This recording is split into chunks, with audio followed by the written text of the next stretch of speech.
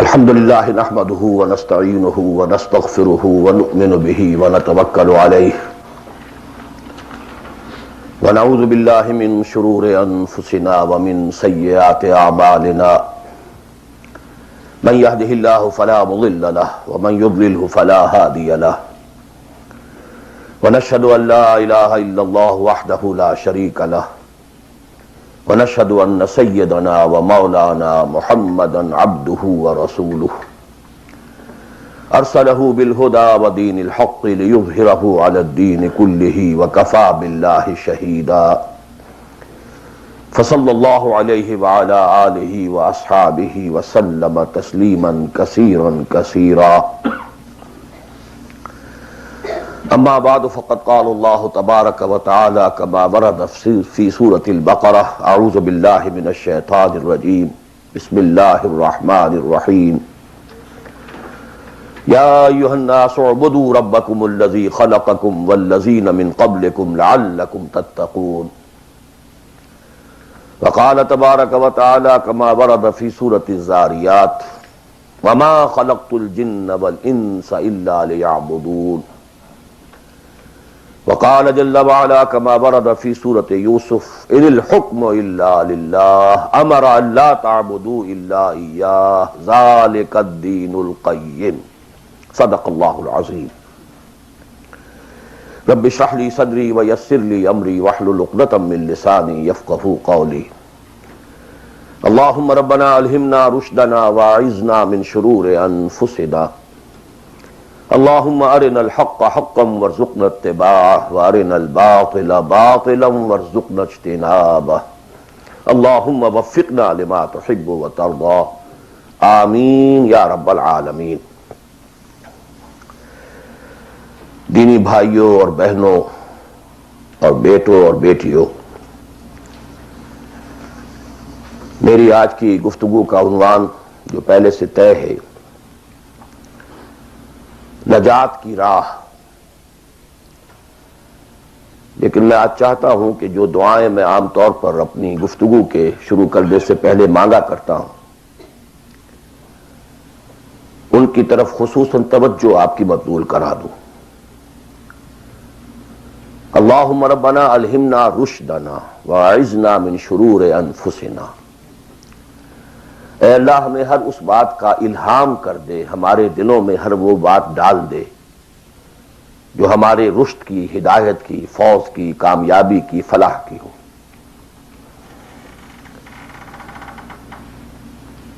اللہم ارنا الحق حقا وارزقنا اتباعہ، اے اللہ ہمیں حق کو حق دکھا، ہم اس میں دھوکہ نہ کھا جائیں، مغالطے میں نہ مبتلا ہو جائیں، اور اسے قبول کرنے کی، اختیار کرنے کی ہمیں توفیق عطا فرما۔ محض حق کو سمجھ لینا کافی نہیں ہے، بلکہ الٹا نقصان دہ ہے اگر اسے اختیار کرنے کے لیے انسان تیار نہ ہو۔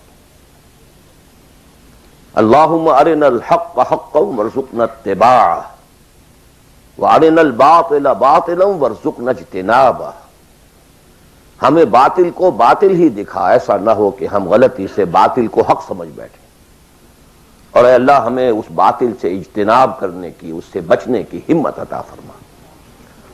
اللہم وفقنا لما تحب وترضى، اور اے اللہ ہمیں ہر اس کام کی توفیق عطا فرما جو تجھے پسند ہے اور جن سے تو راضی ہوتا ہے۔ یہ دعائیں آپ میں سے ہر شخص اچھی طرح شعوری طور پر اس وقت اپنے دل میں مانگ لیں اور پھر میری گفتگو کو سماعت فرمائیں۔ نجات کا لفظ جو میں نے استعمال کیا ہے وہ ان کئی الفاظ میں سے سب سے نچلی سطح کا لفظ ہے جنہیں قرآن مجید کامیابی کے لیے استعمال کرتا ہے۔ بہت سے الفاظ آپ نے سنے ہوں گے، فوز، اولئک ھم الفائزون، وہ کامیاب لوگ ہیں۔ رشد، اولئک ھم الراشدون، وہ لوگ ہیں کہ جو بڑے نصیب والے ہیں۔ فلاح، اولئک ھم المفلحون، وہ ہیں اصل میں کہ جنہوں نے بلند ترین کامیابی حاصل کر لی. سعادت. فاما الذین سعدوا، ان میں سب سے نیچے کا لفظ ہے نجات. نجات سے اوپر ہے فوز، فوز سے اوپر ہے فلاح. یہ اس کی ہائر ڈگریز ہیں. جیسے کامیابی امتحانات میں ایک محض پاس ہو جانا ہے اور ایک اس میں اے گریڈز لے کر آنا ہے.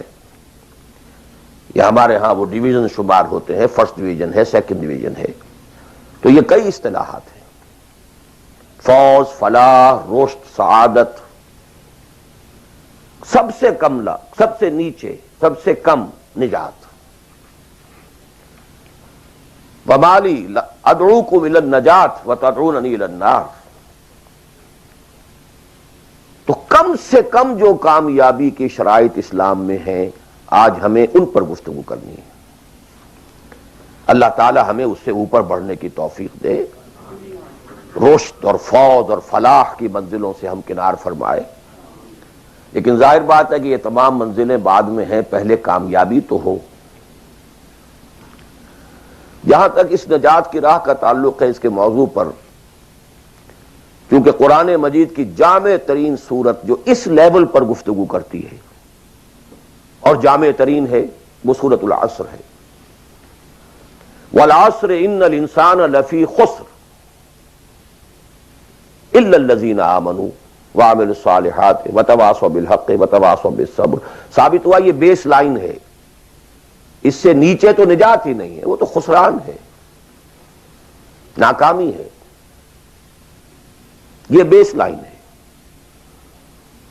اسی لیے میرا جو کتاب چاہے نجات کی راہ سورۃ العصر کی روشنی میں، the road to salvation in the light of سورۃ العصر، اردو میں بھی ہے، انگریزی میں بھی ہے. تو جیسا کہ میں نے بتایا تھا اپنی ترجمہ قرآن کے نشستوں میں کہ میں نے اسی سورۃ العصر پر بیس کر کے ایک منتخب نصاب قرآن مجید کے مطالعے کا سلیکٹڈ کورس آف اسٹڈی یہ مرتب کیا، جس میں آم کی گٹھلی جس طریقے سے وہ شے ہے جس سے پورا آم کا درخت وجود میں آ جاتا ہے، ایسے ہی سورۃ العصر ہے جس سے پورا قرآن جو ہے کھلتا چلا جاتا ہے. کتاب احکمت آیاتہ ثم فصلت من لدن حکیم خبیر. کل قرآن سورۃ العصر میں ہے. اس پر میرے آڈیوز ہیں، ویڈیوز ہیں. پورا منتخب نصاب بھی سمجھیے سورۃ العصر کی تفسیر ہے. بہرحال اس موضوع پر میں نے گزشتہ 35 سالوں میں لا تعداد مرتبہ گفتگو کی، لیکن آج میں ذرا ایک مختلف زاویے سے، مختلف اسلوب میں، باتیں وہی ہیں، حق تو ایک ہے، جہنم ایک ہی ہوگی، اس کے اندر داخلے کے دروازے لہا سبعۃ ابواب. جنت ہے، اس سے داخلے کے دروازے مختلف ہیں. حق ایک ہے، لیکن اپروچ اس تک جانے کے لیے راستے ہیں بہت سے. تو میں آج ذرا ایک مختلف اسلوب سے وہی باتیں آپ کے سامنے دہراؤں گا. مختلف اسلوب کا فائدہ ہوتا ہے. جس بات کو انسان ایک خاص انداز سے سنتے رہنے کا عادی ہو جائے پھر اس پر توجہ نہیں کرتا. بہت مرتبہ سنی ہے، یہی بات ہے، لیکن ذرا سا اسلوب بدل دیجئے تو ذہن جو ہے وہ بیدار ہو جاتے ہیں اور ایک نئی آمادگی پیدا ہو جاتی ہے بات کو سمجھنے کے لیے. اسی لیے وہ بڑا پیارا مصرع ہے کہ ایک پھول کا مضمون ہو تو 100 رنگ سے بانگوں. بات تو ایک ہی پھول کو ڈسکرائب کرنا ہے، لیکن اس کو اس طرح سے کروں، اس طرح سے کروں، ایسے کروں. اور اسی کو قرآن مجید نے استعمال کیا. یہ اصل اسلوب قرآن کا ہے. کذالک نصرف الآیات، تصریف الآیات، آیات کو گردش دینا. ایک آیت میں ایک مضمون پہلے ہے، دوسرا بعد میں ہے. دوسری آیت میں دوسرا مضمون جو ہے وہ پہلے آ گیا ہے اور پہلا جو ہے وہ بعد میں لے آئے. یا ایھا الذین آمنوا کونوا قوامین بالقسط شہداء للہ، یہ سورہ نساء میں ہے. یا ایھا الذین آمنوا کونوا قوامین للہ شہداء بالقسط، یہ آپ کو سورہ مائدہ میں مل جائے گا. لِیَکُونَ الرَّسُولُ شَہِیدًا عَلَیکُمْ وَتَکُونُوا شُہَدَاءَ عَلَى النَّاسِ، یہ سورہ حج میں ہے. لتکونوا شہداء علی الناس ویکون الرسول علیکم شہیدا، یہ سورہ بقرہ میں ہے۔ تصریف الآیات، کذالک نصرف الآیات۔ تو میں آج کوشش کر رہا ہوں تصریف آیات کے اس اسلوب کو کسی درجے میں، قرآنی اسلوب ہے، اس کو کاپی کرنا بھی آسان نہیں ہے، کوشش کروں گا اس سے اپنی وہی بات جو آپ میں سے بہت سے حضرات کے سامنے اس سے پہلے بہت مرتبہ آ چکی ہوگی، لیکن نئے اینگل سے۔ وہ اینگل کیا ہے؟ اللہ کا، دین کا ایک ہی تقاضا ہے انسان سے، وہ تقاضا جس کے بارے میں ہم کہہ سکتے ہیں کہ 100 بات کی ایک بات، ایک بات۔ جیسے اردو کا ایک محاورہ ہے، ہاتھی کے پاؤں میں سب کے پاؤں، وہ اتنا چوڑا پاؤں ہے کہ وہ سب پاؤں رکھ دیں تو اس میں آ جائیں۔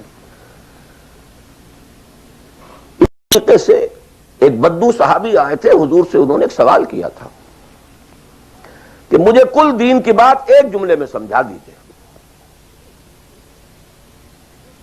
آپ نے فرمایا ہاں ٹھیک ہے، آؤ، قل آمنت باللہ ثم استقم، دیٹس آل۔ اللہ پر کہو کہ میں اللہ پر ایمان لایا، پھر اس پر جم جاؤ۔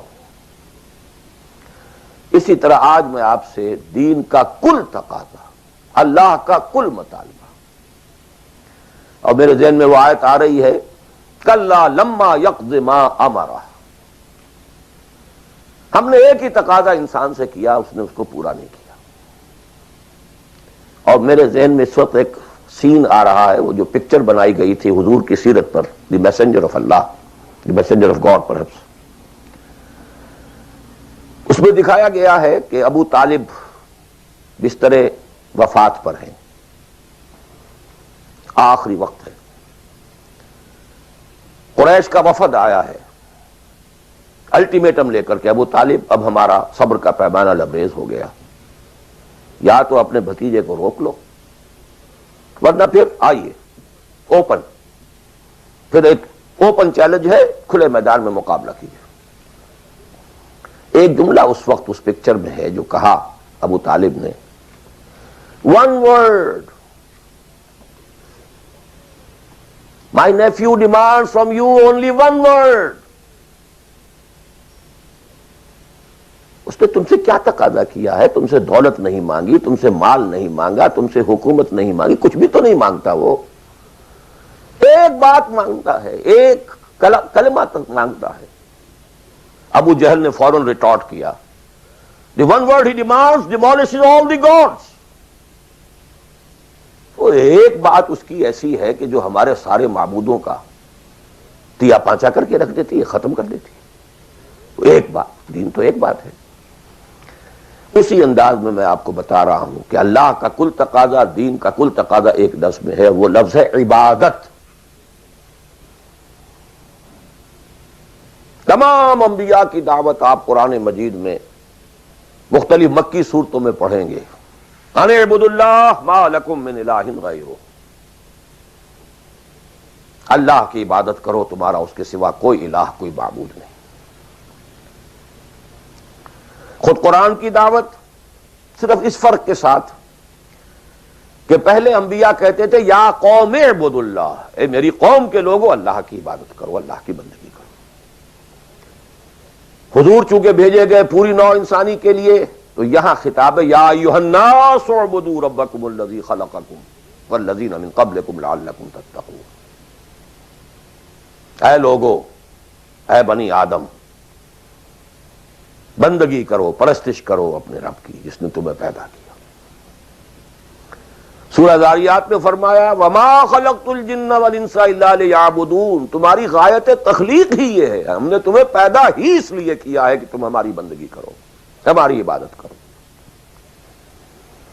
اور وہی 100 بات کی ایک بات حضرت یوسف نے اپنے قید خانے کے ساتھیوں سے کہی تھی، ان الحکم الا للہ امر لا تعبدوا الا ایاہ ذلک الدین القیم۔ ایک جملے میں کل دین قیم ہے، مکمل دین ہے، اس کے سوا کسی اور کی عبادت اور بندگی نہ کرو۔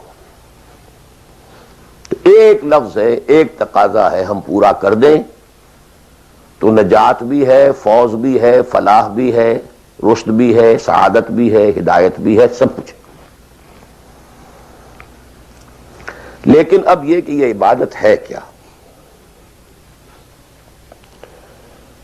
عبادت کے 5 اجزاء، بلکہ اجزاء کا لفظ میں نے غلط شمار کیا، استعمال کیا۔ 2 تو ہے لازمی اجزاء، لازمی، اور 3 اس کے ضمنی پہلو ہیں۔ تو 2 جمع 3 5۔ یہ 5 باتیں اگر یاد نہیں رہتی ہیں تو عبادت کا تصور آپ کا درست نہیں ہوگا۔ آخر کوئی اتنی بڑی بات ہے کہ تمام نبی اسی کی رٹ لگاتے رہے، اسی کی تکرار کرتے رہے؟ کوئی اتنی بڑی بات ہے کہ ابدی فوز و فلاح اور رشد اور سعادت اس کے ساتھ وابستہ ہے؟ وہ بہت بڑی بات ہے، معمولی بات تو نہیں۔ ابدی جہنم اور ابدی جنت، کتنا فرق ہے، اور وہ اسی ایک لفظ کے ساتھ وابستہ ہے۔ عبادت ہے کیا؟ اس کے 2 جو لازمی اجزاء ہیں، ان میں سے ایک کی مثال ہے جسم۔ یہ میرا جسم 2.5 من وزن ہے اس کا، یہ میرا جسم ہے۔ ایک اس میں روح ہے، بدن وغیرہ نہیں ہے، نہ نظر آتی ہے،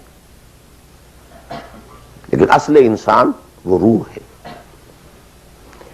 اسی طرح عبادت کا جو جسد ظاہری ہے، جو نظر آتا ہے، پیلپیبل ہے، محسوس ہوگا، سامنے آئے گا، وہ ہے اطاعت کلی، total obedience. Without any reservation, کوئی استثناء نہ ہو۔ مخلصین لہ الدین، اطاعت کو اس کے لیے خالص کرتے، ٹوٹل اوبیڈینس۔ یہ ہے جسد۔ 2.5 من جو ہے عبادت، وہ یہ ہے۔ اور اس کی روح کیا ہے؟ اللہ کی محبت۔ یہ اطاعت محبت جذبے سے سرشار ہوگا تب تو عبادت ہے، ورنہ اطاعت ہے صرف۔ اطاعت تو انسان حکمرانوں کی بھی کرنے پہ مجبور ہو جاتا ہے۔ ہم انگریزوں کی اطاعت کرتے تھے، آپ یہاں بہت سے ایسے قوانین کی اطاعت کرتے ہیں جو آپ کو پسند نہیں ہے، مجبوری ہے، آ گئے ہیں، رہ رہے ہیں، کیا کریں۔ لیکن جب آؤٹ آف لو، انٹینس لو، جب کسی کی ٹوٹل اوبیڈینس قبول کی جائے گی تو یہ عبادت ہے۔ یہ 2 ہے اجزاء لازم۔ اس کو بڑی خوبصورتی سے امام ابن تیمیہ اور حافظ ابن قیم انہوں نے بیان کیا ہے۔ العبادت تجمع اصلین، غایت الحب مع غایت الذل والخضوع۔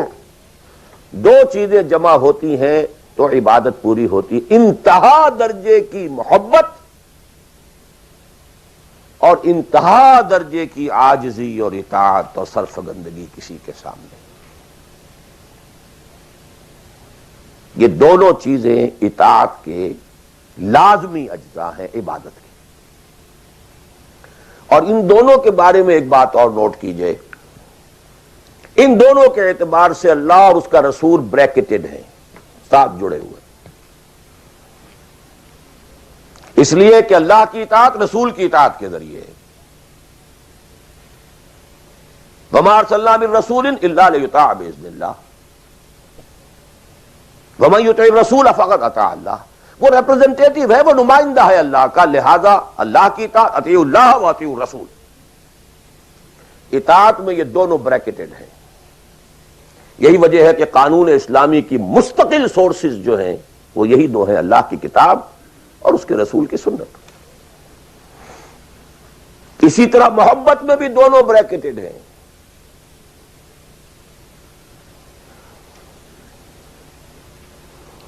اللہ کی محبت، اس کے رسول کی محبت۔ والذین آمنوا اشد حبا للہ، شدید ترین، اشد۔ ایمان کا لازمی تقاضا یہ ہے کہ شدید ترین محبت آپ کے دل میں اللہ سے ہو۔ اور حضور نے فرمایا لا یؤمن احدکم حتی اکون احب الیہ من والدہ وولدہ والناس اجمعین، تم میں سے کوئی شخص مومن ہو ہی نہیں سکتا جب تک کہ میں اسے، اس کے باپ، اس کے بیٹے اور تمام انسانوں سے زیادہ محبوب نہ ہو جاؤں۔ اطاعت اور محبت میں دونوں بریکٹڈ ہیں، اللہ کی اطاعت، رسول کی اطاعت، اللہ کی محبت، رسول کی محبت۔ بلکہ ایک نقطہ اور نوٹ کر لیجئے، نظری طور پر بالا تر اطاعت اللہ کی ہے اور بالا تر محبت اللہ کی ہے، اور دوسرے درجے میں اطاعت رسول کی ہے اور دوسرے درجے میں محبت رسول کی ہے۔ عملاً ایک ہے نظری چیز، ایک ہے عملاً۔ عملاً اصلت اطاعت رسول کی ہے، اللہ کی اطاعت اس کے تابع ہے۔ کیوں؟ اللہ کا حکم بھی تو رسول نے دیا ہے، وہ بھی رسول کے منہ سے ہمیں اب تک پہنچا ہے۔ بمصطفیٰ برسا خیش را کے دی ہموس، اگر بہو نہ رسیدی تمام بولا حدیث۔ تو اطاعت تو بن گئی رسول کی، اصلا رسول ہی نے بتایا اللہ کا یہ حکم آیا تو ہم مان رہے ہیں۔ اسی طرح بڑا پیارا مصرع ہے اقبال کا، از خدا محبوب تر گردد نبی، اللہ سے بھی کہیں زیادہ محبوب ہو جاتا ہے اللہ کا نبی۔ اس کی وجہ بھی ہے، اللہ کا ہم کیا تصور کریں، اللہ کی فیلنگز کا ہمیں کیا اندازہ ہو سکتا ہے؟ کوئی فیلنگز ہے کیا ہے؟ رسول کو ہم ایک ہیومن بینگ کی حیثیت سے ویژولائز کر سکتے ہیں۔ رسول کو بھی چوٹ لگی تھی، دل پر چوٹ لگی تھی۔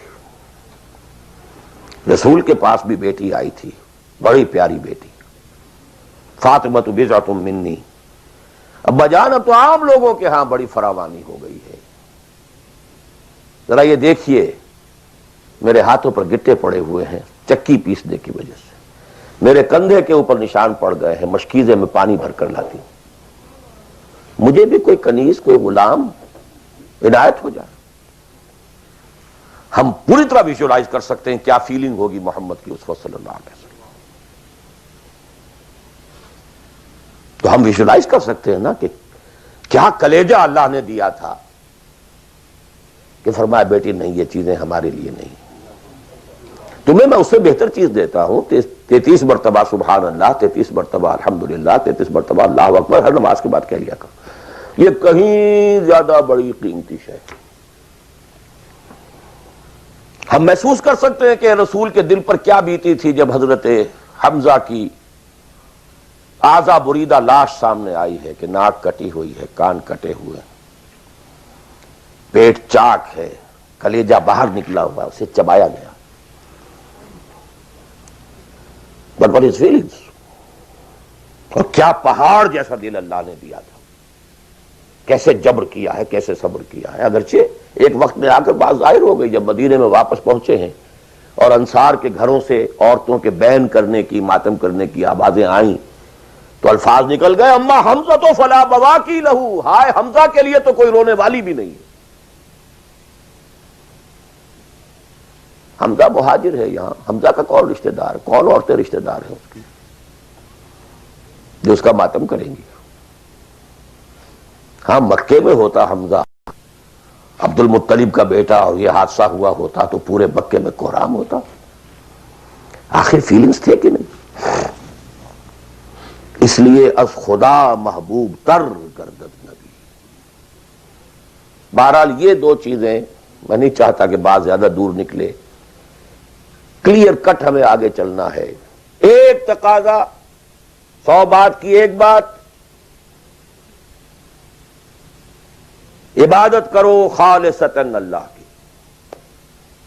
عبادت کے 2 اجزاء لازم، اطاعت کلی، absolute obedience, total obedience, without any reservation, without any exceptions, کوئی استثناءات نہ ہو۔ زندگی کا ہر گوشہ، زندگی کا ہر پہلو، ظاہری ہو، باطنی ہو، داخلی ہو، خارجی ہو، انفرادی ہو، اجتماعی ہو، عائلی ہو، قومی ہو، سیاسی ہو، ہر اعتبار سے اللہ کی اطاعت۔ اور یہ اطاعت ہو اللہ کی محبت کے جذبے سے سرشار ہو کر، اور ان دونوں چیزوں میں اللہ کے ساتھ نظری طور پر، ثانوی طور پر، عملاً اولاً محبت رسول اور اطاعت رسول شامل ہے۔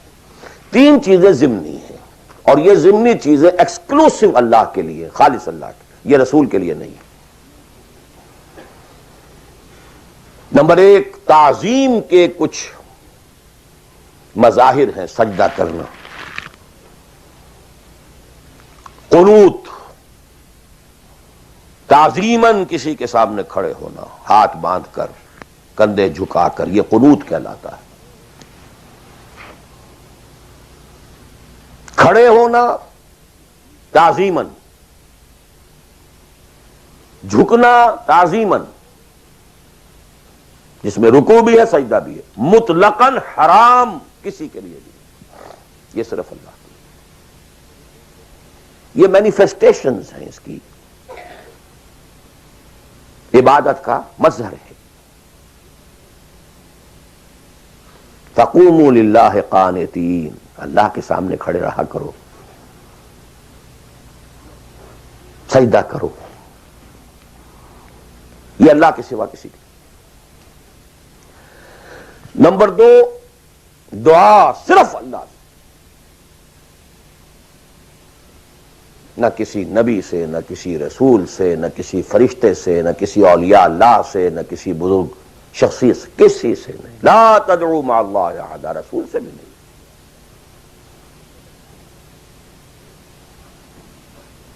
اب اس میں کئی الفاظ نوٹ کر لیجئے، استدعاء، استغاثہ، استمداد، استعانت، وہی مدد ہے، استنصار، صرف اللہ۔ ہاں مادی قوانین کے تحت فزیکل ورلڈ میں ہم مدد مانگ سکتے ہیں، ذرا مجھے ایک گلاس پانی لا دیجئے، مجھے ذرا یہ کر دیجئے، معلوم ہے پانی ہے، یہ جائے گا لے آئے گا، لیکن بالغیب مدد کسی سے مانگنا، استغاثہ کسی سے کرنا، استعانت کسی سے کرنا حرام ہے، عبادت کو زیرو سے ضرب دے کر زیرو کر دیتا۔ نمبر تین، اخلاص و احتساب، صرف اللہ، جو نیک کام کرے صرف اس کی خوشنودی کے لیے۔ یہاں تک کہ حضور کے سامنے ایک صحابی ایسے ہی محاورے میں رواں روی میں کہہ بیٹھے، ما شاء اللہ و ما شئت، جو آپ چاہیں اور اللہ چاہے۔ فوراً ڈانٹ دیا، اجعلتنی للہ ندن، تم نے مجھے اللہ کا مد مقابل بنا دیا۔ مشیت صرف اس کی، وما تشاءون الا ان یشاء اللہ۔ کوئی نیک کام سوائے اس کی رضا جوئی کے لیے اگر کسی اور کے لیے کیا گیا، ریا ہے، سمعہ ہے، دکھاوے کے لیے ہے، شہرت کے لیے ہے، دنیا کمانے کے لیے ہے، لیڈری چمکانے کے لیے ہے، اقتدار حاصل کرنے کے لیے ہے، کوئی بھی اور مقصد اگر شامل ہوا، زیرو سے ضرب کھا کر پوری عبادت زیرو ہو جائے گی۔ احتساب، بدلے کی توقع صرف اللہ سے۔ یہ لفظ آپ خاص طور پر سنتے رہے ہوں گے ان دنوں بہت، من صام رمضان ایمانا واحتسابا غفر له ما تقدم من ذنبه ومن قام رمضان ایمانا واحتسابا غفر له ما تقدم من ذنبه ومن قام لیلۃ القدر ایمانا واحتسابا۔ ایمان کے ساتھ احتساب کیوں آ رہا ہے؟ اس کا اجر و ثواب سوائے اللہ سے اور کسی سے توقع نہ ہو۔ یہ 5 چیزیں ہیں۔ جہاں تک اطاعت کا تعلق ہے اس میں ایک ایکسیپشن نوٹ کر لیجئے، کہیں کسی وقت نسیان سے، خطا سے یا جذبات کے طوفان میں آ کر کوئی غلط حرکت کر بیٹھا، لیکن فوراً توبہ کر لے، یہ مستثنیٰ ہے۔ میں نے 3 الفاظ کہے، خطا، آپ نہیں سمجھتے تھے کہ جو میں کرنے چلا ہوں یہ ڈس اوبیڈینس ہے، آپ کو پتہ ہی نہیں تھا، خطا ہو گئی، نسیان، بھول گئے۔ ایک وقت ایسا ہے کہ آدمی کے اوپر غفلت کا ایک پردہ پڑ جاتا ہے. حضور خود فرماتے ہیں انہ لیغان علی قلبی وانی لاستغفر اللہ فی کل یوم 70 مرہ. میرے دل پر بھی کبھی کبھی حجاب سا آ جاتا ہے، میں روزانہ 70 مرتبہ استغفار کرتا ہوں اللہ. تو ہم اپنے حجابات پر حضور کے حجاب کو قیاس نہیں کر سکتے کہ نسبت خاک را بعالم پاک، وہ کوئی اور شے ہے، یہ کوئی اور شے ہے. لیکن یہ کہ باہر پردہ تو پڑتا ہے، اس میں کوئی غلط حرکت سرزد ہو گئی. یا نمبر 3، جذبات کا کوئی ہیجان تھا جس نے کہ اوور پاور کر دیا، انسان کی قوت ارادی کو معطل کر دیا، کوئی غلط حرکت سرزد ہو گئی. لیکن پھر توبہ فوراً. انما التوبۃ علی اللہ للذین یعملون السوء بجہالۃ ثم یتوبون من قریب. جیسے ہی طوفان گزرا فوراً ہوش میں آیا، یہ مجھ سے کیا ہو گیا، لا الہ الا انت سبحانک انی کنت من الظالمین. ربنا ظلمنا انفسنا وان لم تغفر لنا وترحمنا لنكونن من الخاسرین وان لم تغفر لي وترحمني لاكونن من الخاسرین. اب یہ دعا رہے، گڑ گڑا کر اللہ معاف کر دے گا. It will be written off, it will be expunged, محو کر دیا جائے گا. یکفر عنہ سیئات ہی، اس کے معنی یہی ہے.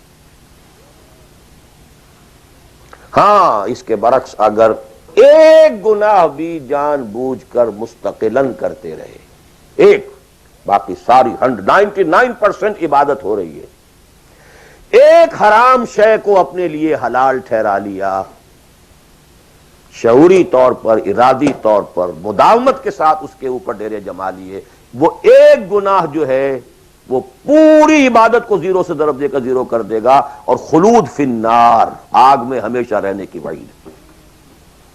بلا من کسب سیئۃ واحاطت بہ خطیئتہ فاولئک اصحاب النار هم فیہا خالدون. ان پوائنٹس کو اچھی طرح نوٹ کیجئے. خطا خطا میں فرق ہے، گناہ گناہ میں فرق ہے. ایک گناہ غیر شعوری طور پر ہو گیا، خطا سے ہو گیا، نسیان سے ہو گیا، وقتی طوفان جذبات کا، کسی ایسی محفل میں تھے، مجلس میں تھے، کھو گئے، غلطی ہو گئی، فوراً متنبہ ہو گئے فوراً. یہ اور ہے.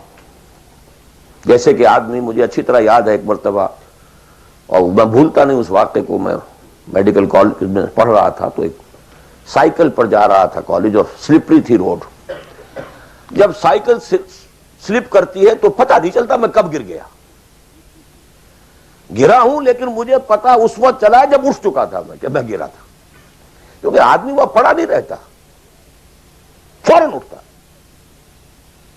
یہ جو ہے فوراً اٹھنا، ثم یتوبون من قریب، یہ بھی بعد میں معلوم ہوتا کہ میں گرا تھا جبکہ اٹھ چکا ہوتا آدمی. اتنا انسٹنٹینیس ہوتا ہے. یہ ہے یتوبون من قریب. اور اس کو اللہ نے اپنے ذمے، انما التوبۃ علی اللہ، اللہ کے ذمے ہے یہ کہ وہ ایسے شخص کی توبہ قبول کرے. انما التوبۃ علی اللہ للذین یعملون السوء بجہالۃ ثم یتوبون من قریب. بہرحال یہ ایک اس کی ضمنی بات تھی کہ اطاعت کلی کے ضمن میں ان دونوں چیزوں کو ذہن میں رکھیے. گناہ کا ہو جانا، کل بنی آدم خطاؤون وخیر الخطائین التوابون، التائب من الذنب کمن لا ذنب لہ. بہت اس میں ہمارے لیے پر امید باتیں کہی گئی. اللہ کو اپنے گناہگار بندے کی توبہ سے اتنی ہی خوشی ہوتی ہے جتنی کہ اس شخص کو ہوئی جو ایک صحرا میں سفر کر رہا تھا. ایک ہی اونٹ تھا، اسی پر اس کا پانی تھا، اسی پر اس کا راشن تھا. تھوڑی دیر کے لیے سستانے کو لیٹا، آنکھ کھلی تو اونٹ غائب. دوڑ رہا ہے مشرق میں، مغرب میں، شمال میں، جنوب میں، تھک ہار کر بیٹھ گیا ہے. اب وہ موت کا انتظار کر رہا ہے. نہ پانی ہے، نہ کوئی غذا ہے، نہ کوئی سواری ہے کہ اس صحرا لقدق صحرا سے نکل سکے. کہ اچانک دیکھتا ہے کہ اونٹ تو کھڑا ہے، موجود ہے. تو اسے اتنی خوشی ہوتی ہے کہ وہ کہتا ہے اللہ تو میرا بندہ، میں تیرا رب. کہنا یہ چاہتا تھا اللہ تو میرا رب، میں تیرا بندہ، لیکن اتنا مغلوب ہو گیا ہے اس وقت جذبات میں خوشی کے کہ کہہ یہ بیٹھا کہ اللہ تو میرا بندہ، میں تیرا رب. اتنی خوشی ہوتی ہے اللہ کو اپنے کسی گناہگار بندے کی توبہ سے. تو یہ وہ ہے وہ مسئلہ عارضی، فوری، لا علمی، جہالت، طوفان یا کسی ماحول کے فوری اثر کے تحت کوئی غلطی ہو گئی فوراً توبہ کی. لیکن یہ کہ اگر جان بوجھ کر کانشس ڈیسیژن ایک حرام شے کو بھی اگر مستقلاً اختیار کر لیا، بلا من کسب سیئۃ واحاطت بہ خطیئتہ فاولئک اصحاب النار هم فیہا خالدون. اب آئیے نیکسٹ، میں جسے آج ایک نیا اینگل کہہ رہا ہوں وہ کیا ہے. دیکھیے اطاعت کے دو پہلو ہیں، انفرادی اور اجتماعی. میری مراد کیا ہے؟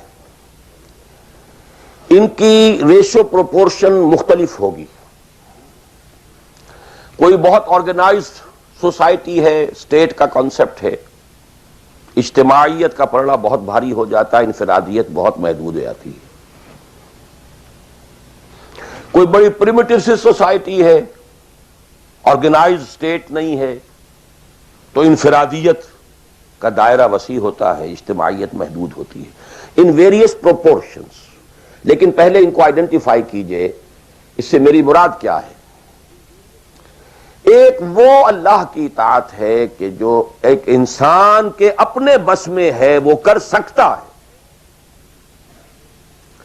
چاہے بھوک آ جائے، فاقہ آ جائے، نقصان ہو جائے، جان کا اندیشہ ہو جائے، یہ کر سکتا ہے. ایک وہ اطاعت ہے جو کسی صورت کر ہی نہیں سکتا جب تک کہ اجتماعی ماحول نہ بدلے.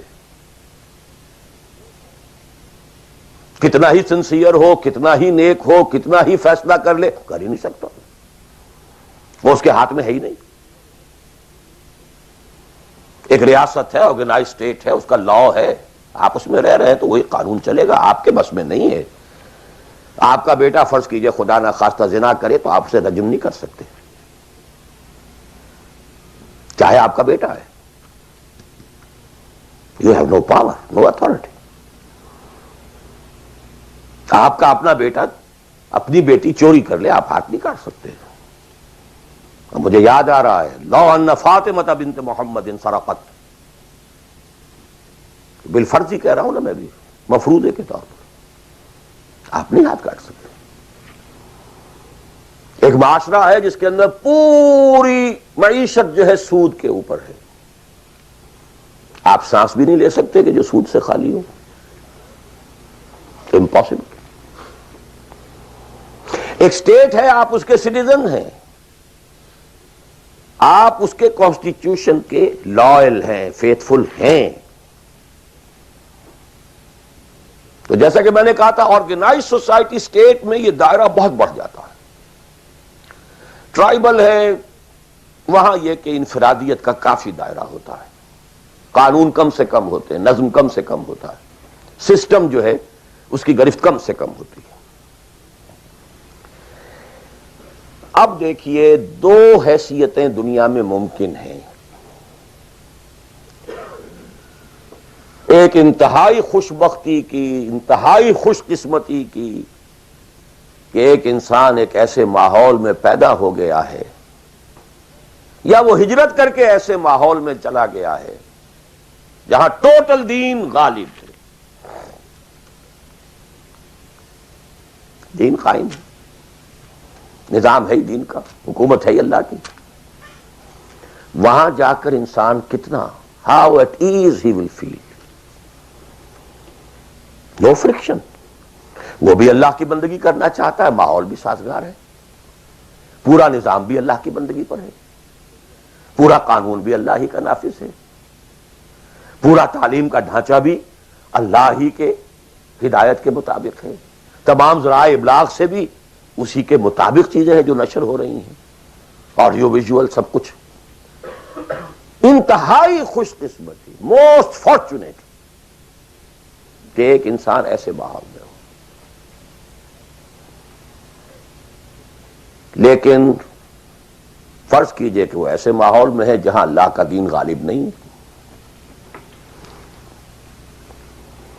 بہت محدود سا حصہ ہے جس میں وہ اللہ کا حکم مان سکتا ہے. نماز وہ پڑھ سکتا ہے, روزہ رکھ سکتا ہے, کوئی نہیں روکتا. اسرائیل میں بھی جا کے پڑھ لیجئے نماز اور روزہ,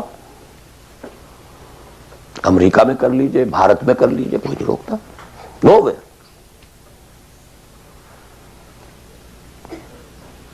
لیکن باقی ویرینگ ڈگریز میں ہوگا یہ کہ زندگی کا 75%, 80%, 50%, 60% وہ باطل کے قبضے میں ہے.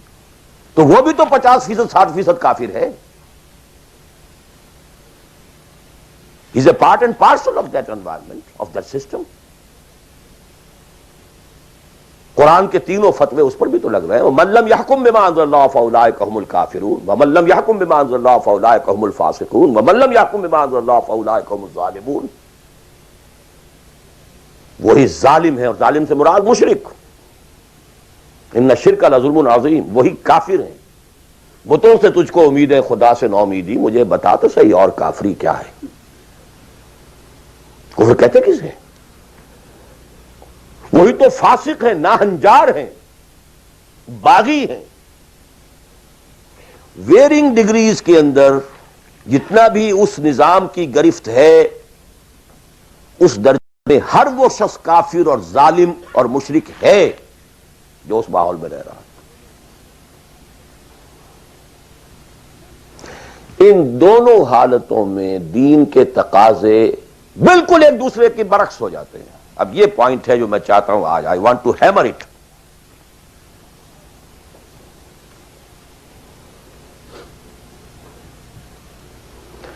اگر آپ خلافت راشدہ کے دوران پیدا ہو گئے ہوتے, موسٹ فارچونیٹ, موسٹ ایزی. دین قائم ہے, اللہ کے احکام جاری ہیں, سارا نظام وہی ہے, دی ہول اسٹیٹ کرافٹ وہ اسلام کی بنیاد پر کام کر رہا ہے. آپ ایک سٹیزن ہیں, آپ کے لیے تقرب بالنوافل کے درجے کھلے ہوئے ہیں. فرض تو پورے ہیں یہاں, نفل نماز پڑھیے, نفل علم حاصل کیجئے, نفل روزے رکھتے چلے جائیے, نفلی چلے کیجئے, جو چاہیے کیجئے. تقرب بالنوافل. اور اس تقرب بالنوافل کا درجہ یہاں تک اونچا ہو سکتا ہے, وَيَتَقَرَّبُ إِلَيَّ عَبْدِي بِالنَّوَافِلِ حَتَّى أَكُونَ, میرا بندہ نوافل کے ذریعے سے میرا تقرب حاصل کرتا جاتا ہے, کرتا جاتا ہے, کرتا جاتا ہے, یہاں تک کہ میں اس کی آنکھیں بن جاتا ہوں جن سے وہ دیکھتا ہے, اس کے کان بن جاتا ہوں جن سے وہ سنتا ہے, اس کے ہاتھ بن جاتا ہوں جن سے وہ پکڑتا ہے, اس کے پاؤں بن جاتا ہوں جن سے وہ چلتا ہے. حدیث قدسی, اور سارے وہابی بھی مانتے ہیں اس کو, یہ نہ سمجھیے کہ یہ کسی صوفی کی بڑھ ہے. حدیث صحیح عند کل المحدثین. اللہ ہاتھ بن جاتا ہے آپ کا, اللہ پاؤں بنتا ہے آپ کا, اللہ آنکھ بنتا ہے آپ کی, اللہ کان بنتا ہے آپ کا. یہ بہت اونچی بات ہے, بہت اونچی بات ہے, بہت اونچی بات ہے. لیکن یہ تقرب بالنوافل کا درجہ کہاں آئے گا؟ جہاں آپ ایک اسلامی نظام کے تحت سانس لے رہے ہیں, جہاں وہ اسلامی نظام نہیں ہے. پہلا فرض تن من دھن اس نظام کو بدلنے کے لیے لگا دینا. اگر یہ نہیں ہے تو نماز نہیں ہے, منہ پر دے ماری جائے گی. میں جو کچھ کہہ رہا ہوں علی وجہ البصیرت کہہ رہا ہوں, میری پوری زندگی کے مطالعے کا نچوڑ ہے. نماز منہ پر دے ماری جائے گی, روزے منہ پر دے مارے جائیں گے. You reconcile yourself to that system جو میری بغاوت کے اوپر مبنی تھا.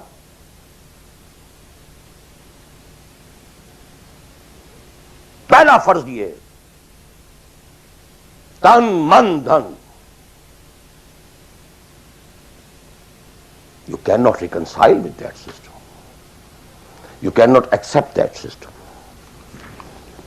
اس میں اپنے آپ کو ایکوموڈیٹ کرنا، اس میں اچھے کیریئر تلاش کرنا، اس میں اچھی جائیداد بنانا، اس میں پیسہ جمع کرنا، اس میں اچھی سے اچھی بچوں کو ایجوکیشن تاکہ بہتر سے بہتر زندگی وہ بھی گزار سکیں، سب کا سب حرام، مطلقاً حرام۔ پہلا کام یہ ہے اپنی جان، اپنا مال، اپنا تن، اپنا دھن سب اللہ کے دین کے لیے خرچ کرو۔ سبسسٹنس لیول کے اوپر صرف جان کو باقی رکھنے کے لیے جو ناگزیر ہے، that is allowed, nothing more. This is the point,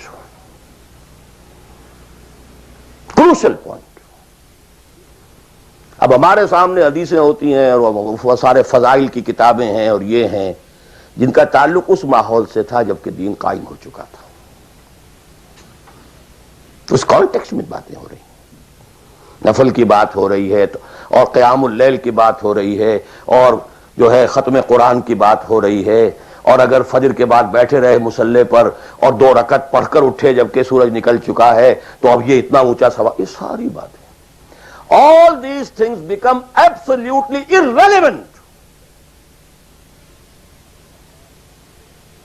The deciding factor is دین غالب ہے، ٹھیک ہے، چلو نوافل کی طرف، قرات کی طرف چلو، جتنا آگے سے آگے یتقرب الی العبد بالنوافل،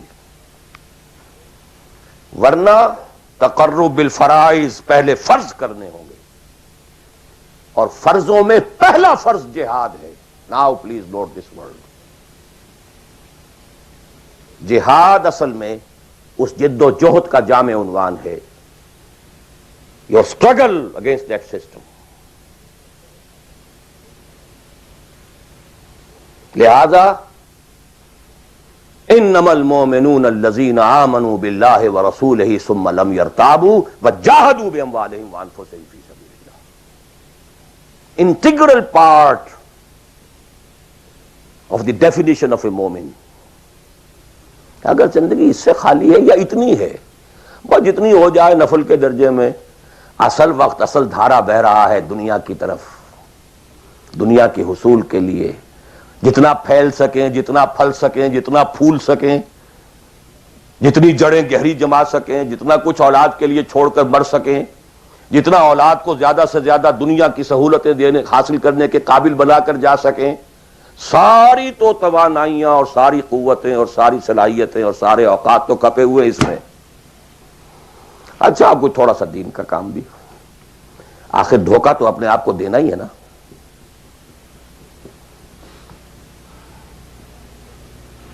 قسمت فروش عورتیں بھی تو کالے کپڑے پہن کے جلوس میں نکلتی ہیں تازیوں کے، اور سبیلیں لگاتی ہیں اور مسجدیں بناتی ہیں۔ They have to deceive themselves۔ ڈاکو لوگ نہایت سفاک یتیموں اور بیواؤں کی سرپرستی کرتے تھے۔ ہمارے معاشرے میں جو بستہ الف بستہ بے کے غنڈے ہوتے ہیں، ان کے ہاں بھی نیکی کا، پن کا، خیر کا کھاتا ہوتا ہے۔ کسی طرح کچھ مذہبی ایکٹیویٹی ہے، اصل شے یہ ہے کس ماحول میں رہ رہے ہیں۔ بہت خوش قسمت ہوتا میں اور آپ، پھر آپ اچھے سے اچھا پہنتے، کوئی اعتراض نہیں، اچھے سے اچھا کھاتے۔ قل من حرم زینۃ اللہ التی اخرج لعبادہ والطیبات من الرزق۔ خلافت راشدہ میں آپ رہ رہے ہیں، آپ حلال ذریعے سے کما رہے ہیں، آپ بہت اچھا کھائیے، بہت اچھا پہنیے، بلکہ اللہ چاہتا ہے کہ اس کی نعمت جو اس نے تمہیں دی ہے وہ تم پر ظاہر ہو۔ لیکن پلیز نوٹ دی کانٹیکسٹ، دین مغلوب ہو اور آپ اچھا پہننے اور اچھے کھانے کی فکر میں ہو۔ مجھے جملہ یاد آ رہا ہے حضرت ابو بکر کا رضی اللہ تعالی عنہ۔ تھوڑا سا مسئلہ ہوا تھا کہ لوگوں نے کہا کہ زکوٰۃ ہم دیں گے لیکن زکوٰۃ ریاست کو نہیں دیں گے، اپنے طور پر خرچ کریں گے۔ حضرت ابو بکر نے فیصلہ کیا ان کے خلاف جنگ کا۔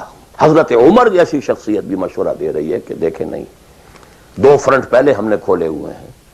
جیش اسامہ کو بھی آپ نے روکا نہیں کہ جائے، حضور نے تیار کیا تھا۔ پھر جو مرتدی ہو گئے کسی اور کو نبی مان لیا ان کے خلاف تو جنگ کرنی ہی کرنی ہے، لیکن یہ تو صرف نماز بھی پڑھ رہے ہیں اور یہ زکوٰۃ کا بھی انکار نہیں کر رہے، صرف ہمیں نہیں دے رہے ہیں، تو ان کے ساتھ ذرا مصلحت کا تقاضا یہ ہے کہ کچھ نرمی کی جائے۔ ان کے بڑے پیارے الفاظ تھے، ایبدل الدین وانا حی، کیا دین میں تغیر کیا جائے گا جبکہ ابھی میں زندہ ہوں؟ خدا کی قسم اگر یہ حضور کے زمانے میں زکوٰۃ کے اونٹوں کے ساتھ ان کے باندھنے والی رسی بھی دیتے تھے، اور اب اگر یہ کہیں گے کہ اونٹ لے جاؤ رسی نہیں دیں گے تب بھی میں قتال کروں گا، اور خدا کی قسم کوئی میرا ساتھ نہیں دے گا تو میں اکیلا جاؤں گا۔ اور اے عمر تمہیں کیا ہو گیا؟ تم جاہلیت میں تو بڑے سخت تھے، اسلام میں آ کر تم نرم ہو گئے ہو۔ یہ ڈانٹ ابو بکر پلا رہے ہیں عمر کو رضی اللہ تعالی عنہ۔ تو اچھی طرح جان لیجئے، اب میں نہیں کہہ سکتا کہ میں کس طریقے سے اس کو بیان کروں، کیسے ٹھوک ٹھوک کر آپ کے ذہنوں میں اتار دوں۔ یہ ہے اصل شے، دین کا سارا سٹرکچر ہی بالکل ریورس ہو جاتا، the whole value structure absolutely changes. دین غالب ہے تو وہ ساری باتیں ہیں جو ہم نے خوب یاد کی ہوئی ہیں، آج حقوق والدین بھی تو ہے نا، آخر بچوں کے حقوق بھی تو ہے نا۔ یہ حقوق والدین جو ہے ان مہاجرین کو یاد نہیں آئے جو اپنے ماں باپ کو چھوڑ کر مدینے پہنچ گئے تھے، یہ اولاد کے حقوق انہیں یاد نہیں آئے، بیویوں کے حقوق یاد نہیں آئے، وہ تو فینیٹکس تھے نا، پاگل تھے نا۔ مدینے کے منافقین نے انہیں سفہاء کہا تھا، بے وقوف لوگ ہیں یہ، انؤمن کما آمن السفہاء، these fools, these fanatics۔ یہ ساری حدیثیں آپ کو یاد ہیں۔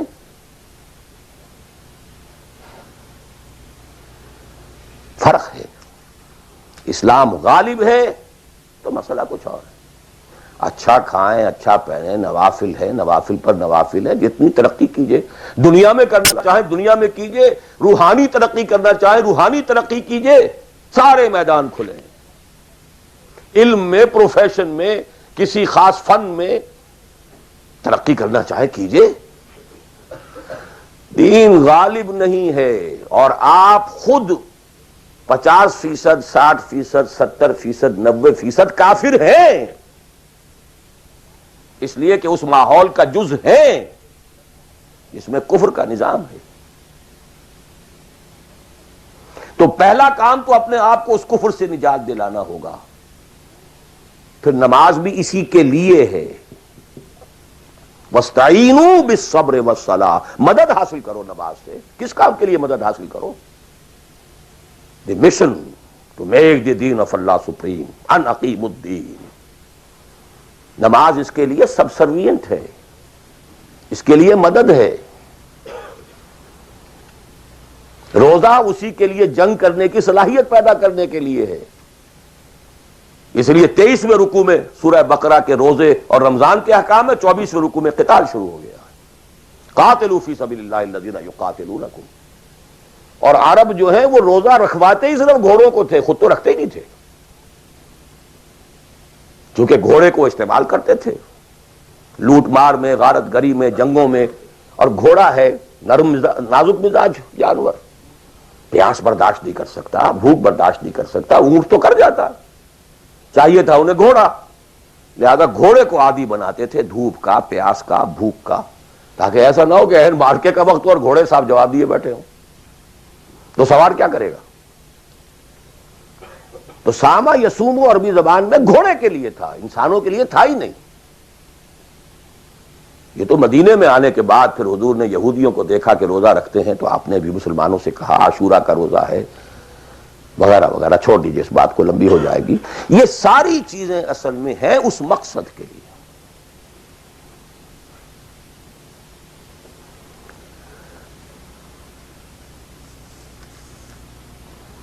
اب دیکھیے کہ اب پریکٹیکلی ہم آتے ہیں مسئلے کے اوپر۔ آئی ہوپ میں اس سے زیادہ میں کر نہیں سکتا، میرے لیے ممکن نہیں ہے کہ میں اپنے احساسات کو جیسے کہ میرے ہیں آپ تک منتقل کر دوں۔ اور میں جانتا ہوں ایسے لوگوں کو جو 30 برس سے مجھے سن رہے ہیں اور یہ ساری باتیں سن رہے ہیں اور ٹس سے بس نہیں ہوتے۔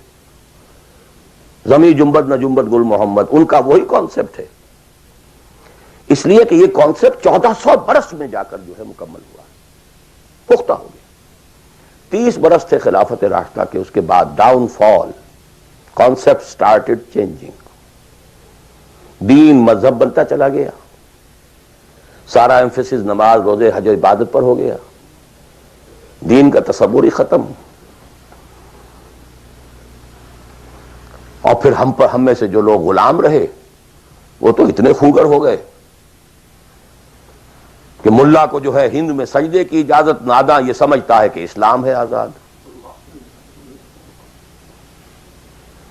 بہت بڑے عالم دین نے کہا تھا یہ کہ ہمیں کوئی ایسا کام نہیں کرنا چاہیے جو ہماری حکمرانوں کو، انگریزوں کو پریشانی کا موجب بن جائے، اس لیے کہ انہوں نے ہمیں مذہبی آزادی دی ہوئی ہے، ہمارے نماز پڑھنے پہ کوئی قدغن نہیں ہے، ہمارے روزہ رکھنے پہ قدغن نہیں ہے، حج کرنے پہ قدغن نہیں ہے، لہذا we should be loyal to them۔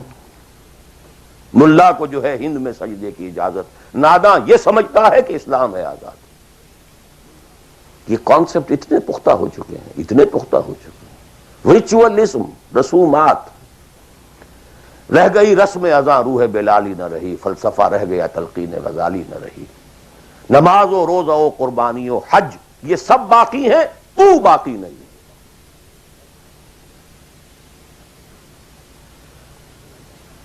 نمازیں بھی ہیں، روزے بھی ہیں، تراویح بھی ہم نے پڑھی ہے، اب موسم آ رہا، عید الاضحیٰ بھی ہوگی، قربانی بھی ہوگی، حج کے لیے بھی جائیں گے، لیکن دنیا پر کوئی اثر اس کا؟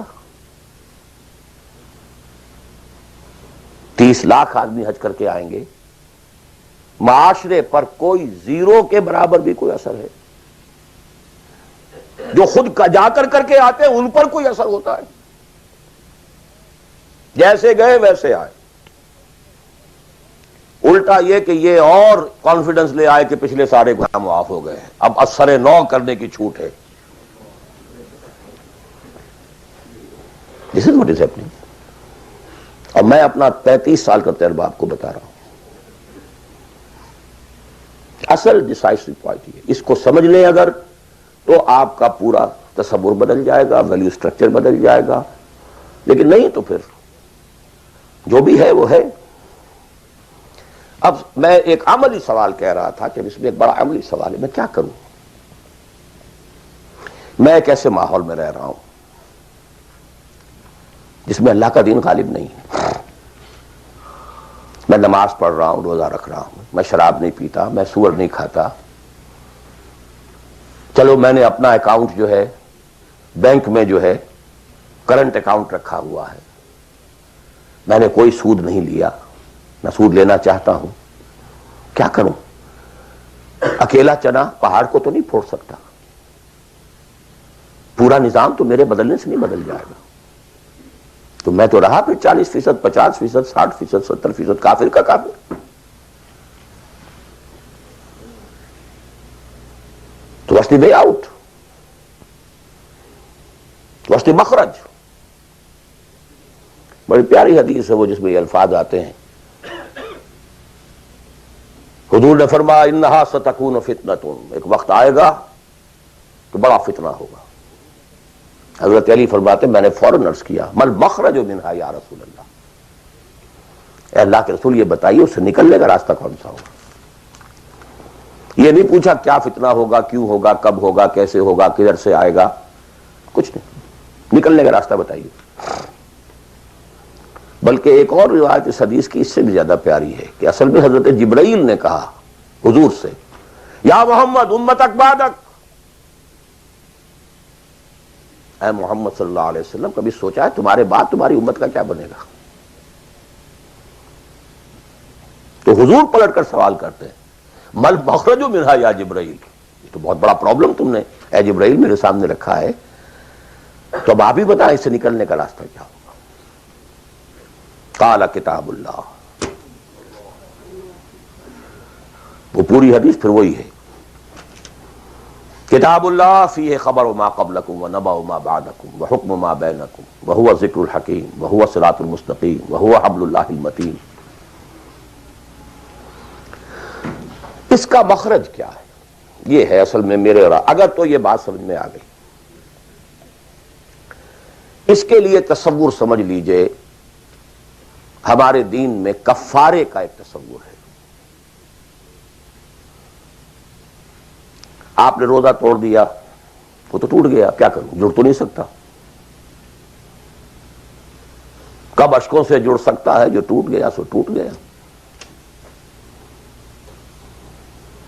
موتی ہو کہ شیشہ جام کے بل، جو ٹوٹ گیا سو ٹوٹ گیا۔ تم ناحق ٹکڑے چن چن کر دامن میں چھپائے بیٹھے ہو، شیشوں کا مسیحا کوئی نہیں، کیا آس لگائے بیٹھے، وہ تو ٹوٹ گیا، لیکن اس کا کفارہ دے دیا گیا۔ کفارہ ہے، قسم کھائی تھی، یہ نہیں ہے کہ اب توڑ نہیں سکتے، غلط کھا بیٹھے، توڑو، کفارہ۔ آج میں اس لفظ کفارہ کے حوالے سے آپ کے سامنے وہ بات رکھ رہا ہوں۔ اب مجھے اللہ نے پیدا کر دیا اس دور میں، کسی کو ہندوستان میں پیدا کیا، کسی کو انگلستان میں کیا ہے، کسی کو امریکہ میں کیا ہے، کسی کو پاکستان میں کیا ہے، کچھ کو پاکستان پہنچا دیا ہے، چاہے زبردستی چاہے اپنی مرضی سے، کسی کو یہاں پہنچا دیا ہے چاہے کسی بھی نیت اور کسی بھی ارادے سے، لیکن اب ہے کہیں ہے، کیا کریں؟ کوئی کفارہ ہونا چاہیے، کوئی مخرج ہونا چاہیے، بس یہی کفارہ ہے۔ پھر نوٹ کر لیجئے، اس ماحول سے سوائے سبسسٹنس لیول کے اور کچھ حاصل مت کرو، اور اس سبسسٹنس لیول پر بھی جو کچھ تم نے کھایا پیا ہے اور سانس لیا ہے، جو انرجی کریٹ ہوئی ہے، اس کا میکسیمم اس جہاد میں صرف کر دو کہ اس نظام کو بدلو۔ تمہاری یہ جد و جہد، تمہاری یہ کوشش کفارہ بن جائے گی اس کا۔ معذرۃ الی ربکم، معذرت پیش کر سکو گے اللہ کے۔ اے اللہ، میں نے اس نظام کے ساتھ ریکنسائل نہیں کیا۔ اے اللہ، میں نے اپنی توانائیوں اور اپنی محنتوں سے نہ اپنے لیے کوئی جاگیر بنائی، نہ اپنے لیے جائیداد بنائی۔ اے اللہ، میں کوئی دولت چھوڑ کر نہیں مرا۔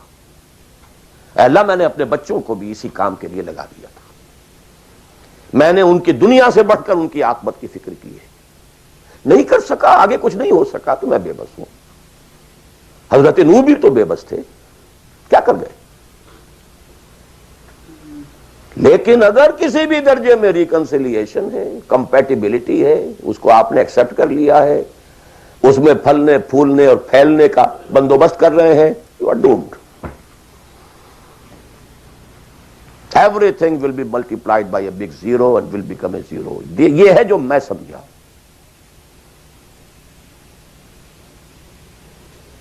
اس کا نام ہے جہاد۔ کانسٹنٹ فرکشن، کانسٹنٹ اسٹرگل، جان مال، ان صلاتی و نسکی و محیای و مماتی للہ رب العالمین۔ میری زندگی کا مقصد تیرے دین کی سرفرازی، میں اسی لیے مسلمان، میں اسی لیے نمازی۔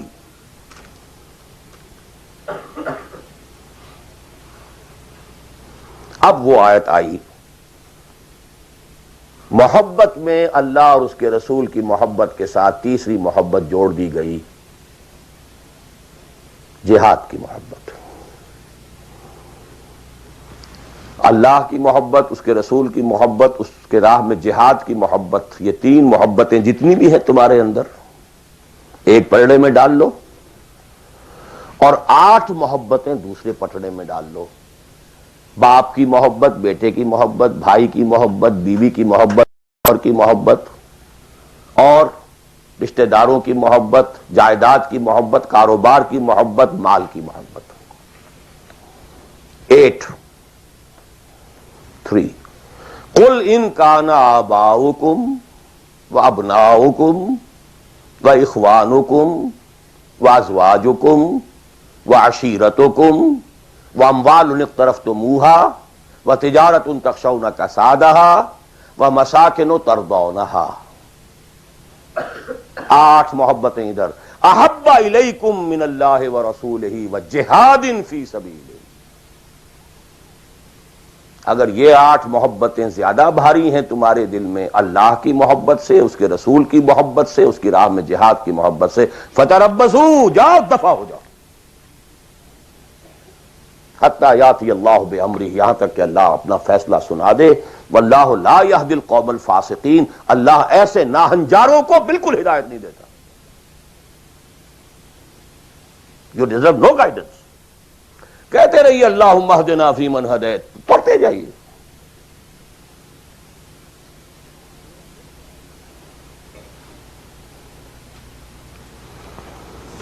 تیرا دل تو ہے صنم آشنا، تجھے کیا ملے گا نماز میں. جو میں سر بسجدہ ہوا کبھی تو زمین سے آنے لگی صدا. تیرا دل تو ہے صنم آشنا، تجھے کیا ملے گا نماز میں. تمہارے دلوں میں تو مال کی محبت ہے، جائیداد کی محبت ہے، اولاد کی محبت ہے، بیویوں کی محبت ہے، اور کہیں نام رکھا ہوا اللہ کا بھی اور رسول کا بھی. وہ چھٹانک ہے تو یہ سیر ہے. یہ کیا ملے گا نماز. دلقت بچے کے اور آید و تسبیح و مصلی. یہ ساری گدڑی جو تم نے صوفیوں والی پہن لی ہے اور مصلی کندھے پر ہے، کس کام آئے گا. دس از دی کرکس آف دی میٹر. یہ ہے تو سب کچھ ہے، اور یہ نہیں ہے تو کچھ نہیں. اب جہاں تک اس کا تعلق ہے کہ وہ جد و جہد کیسے ہو، کس طرح کی جائے، طریقہ کار کیا ہو، اس میں میں اس وقت نہیں جانا چاہتا. وہ ایک بالکل ڈفرنٹ ایشو ہے. یہ ایشو کلیئر ہو جائے تو پھر آدمی خود تلاش کرے گا. If there is no other way out, اب تو وہ خود تلاش کرے گا. پیٹ کھانے کو مانگتا ہے تو کہیں کوئی رسی چلاتا ہے، کہیں کوئی ٹوائلٹ صاف کرتا ہے، کہیں کچھ اور کرتا ہے، کہیں برف کے شاول اٹھا کے پھینک رہا ہے 10 گھنٹے. کسی کو کہنے کی ضرورت نہیں کہ یہ کام ضرور کرو، پیٹ کھانے کو مانگتا ہے. It's your own requirement. جب یہ محسوس ہو جائے یہ میرا فرض ہے، اور یہ فرض ہے، یہ کوئی اضافی نیکی نہیں ہے، یہ نوافل نہیں ہے. نوافل تو اگر دین کا ماحول، دین قائم ہوتا پھر تو نوافل کا میدان تھا. جڑ سے وہ نظام ہی نہیں ہے تو فرض عین پہلا یہ ہے کہ اس کو بدلو. اگر یہ معلوم ہو جائے کہ اگر میں یہ نہیں کر رہا تو میں کافر شمار ہو رہا ہوں، میں ظالم شمار ہو رہا ہوں، میں فاسق شمار ہو رہا ہوں. لستم علی شیء حتی تقیموا التوراۃ والانجیل وما انزل الیکم من ربکم یا ایھا الذین آمنوا لستم علی شیء حتی تقیموا القرآن وما انزل الیکم من ربکم. اب جہاں تک اس کا تعلق ہے کہ وہ جد و جہد کیسے ہو، کس طرح کی جائے، طریقہ کار کیا ہو، اس میں میں اس وقت نہیں جانا چاہتا. وہ ایک بالکل ڈفرنٹ ایشو ہے. یہ ایشو کلیئر ہو جائے تو پھر آدمی خود تلاش کرے گا. If there is no other way out, اب تو وہ خود تلاش کرے گا. پیٹ کھانے کو مانگتا ہے تو کہیں کوئی رسی چلاتا ہے، کہیں کوئی ٹوائلٹ صاف کرتا ہے، کہیں کچھ اور کرتا ہے، کہیں برف کے شاول اٹھا کے پھینک رہا ہے 10 گھنٹے. کسی کو کہنے کی ضرورت نہیں کہ یہ کام ضرور کرو، پیٹ کھانے کو مانگتا ہے. It's your own requirement. جب یہ محسوس ہو جائے یہ میرا فرض ہے، اور یہ فرض ہے، یہ کوئی اضافی نیکی نہیں ہے، یہ نوافل نہیں ہے. نوافل تو اگر دین کا ماحول، دین قائم ہوتا پھر تو نوافل کا میدان تھا. جڑ سے وہ نظام ہی نہیں ہے تو فرض عین پہلا یہ ہے کہ اس کو بدلو. اگر یہ معلوم ہو جائے کہ اگر میں یہ نہیں کر رہا تو میں کافر شمار ہو رہا ہوں، میں ظالم شمار ہو رہا ہوں، میں فاسق شمار ہو رہا ہوں. لستم علی شیء حتی تقیموا التوراۃ والانجیل وما انزل الیکم من ربکم یا ایھا الذین آمنوا لستم علی شیء حتی تقیموا القرآن وما انزل الیکم من ربکم.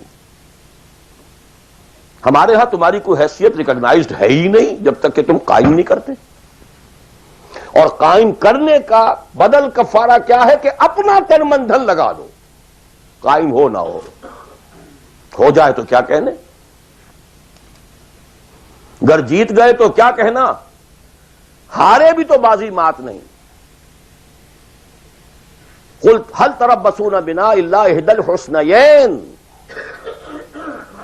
ان دونوں حالتوں میں ہمارے لیے تو حسنہ ہی حسنہ ہے. سب کے سب مر گئے، قتل ہو گئے، رومیوں کے ہاتھوں سب ہلاک ہو گئے، تب بھی ہمارے لیے تو کامیابی ہی کامیابی ہے. اور ہم جیت کر اگر آ گئے تب تو تم بھی کہو گے کہ کامیابی کے ساتھ لوٹ آئے. تو ہمارے لیے تو کس چیز سے ڈراتے ہو؟ جب منافقین مدینہ کہہ رہے تھے لا تنفروا فی الحرب، کیا ہو گیا تمہارا دماغ خراب ہو گیا ہے؟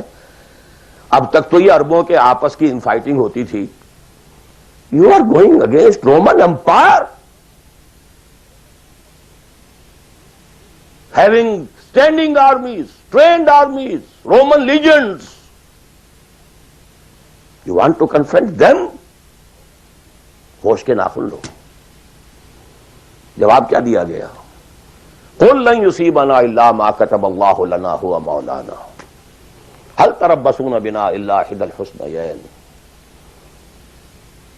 We don't have to lose anything. ہر حال میں جیت جیت ہے. اگر جیت گئے تو کیا کہنا، اور ہارے بھی تو بازی مات نہیں. سکسس ہی سکسس. تو وہ طریقہ کیا ہے، اس کے سٹیجز کیا ہے، میں نے بہت تفصیل سے، اللہ کا شکر ہے، یہ چیزیں انگریزی میں بھی، میتھوڈالوجی کیا ہے، ریولوشن کی میتھوڈالوجی کیا ہے. بس یہ کہ جو میں نے کل بھی رات میں بیان کیا تھا کہ اگرچہ دین تمام انبیاء کا ایک رہا، لیکن شریعت و منہاج علیحدہ علیحدہ رہے. شرع لکم من الدین ما وصى به نوح والذی اوحینا الیک وما وصینا به ابراہیم وموسیٰ وعیسیٰ. لیکن وَلِكُلٍّ جَعَلْنَا مِنْكُمْ شِرْعَةً وَمِنْهَاجًا. شریعت سپریٹ، منہاج سپریٹ. ہمارے لیے لازم شریعت محمدی اور منہج محمدی صلی اللہ علیہ وسلم. اس میں ساری نفی ہے. جی حضرت یوسف نے تو یوں کیا تھا. بھئی کیا تھا، وہ تو غیر اسلامی ماحول میں جا کر اور غیر اسلامی حکومت کے اندر انہوں نے ایک بہت اونچا آفس لے لیا تھا. انہوں نے پہلے شرط یہ لگائی، پہلے ایمان لاؤ پھر میں آ کے تمہارے ہاں یہ کام کروں گا. وہ منہج اور منہاج ہمارے لیے نہیں ہے. اب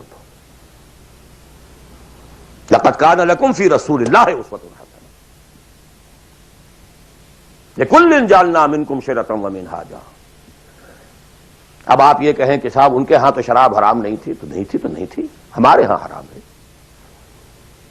سابقہ شریعتوں میں سجدہ تعظیمی حلال تھا، کسی کے سامنے جھک جانا، ہمارے لیے حرام کر دی گئی ہے. شریعت اب محمد کی ہے صلی اللہ علیہ وسلم. بمصطفیٰ برساں کی خیش را کے دی ہم اگر بول رسیدی تمام بولا حبیث. اسی طرح منہج اور منہاج محمد کا ہوگا صلی اللہ علیہ وسلم. لن يصلح آخر هذه الامہ الا بما صلح به اولها. اس امت کے آخری حصے کی اصلاح نہیں ہو سکے گی مگر صرف اس طریقے سے جس طریقے پر کہ پہلے حصے کی اصلاح ہوئی تھی. اب یہ ہے آپ کے لیے، آپ کی سمجھ ہے، آپ کی صلاحیت ہے، آپ ذہین ہیں، آپ تعلیم یافتہ ہیں. Read between the lines of the سیرہ.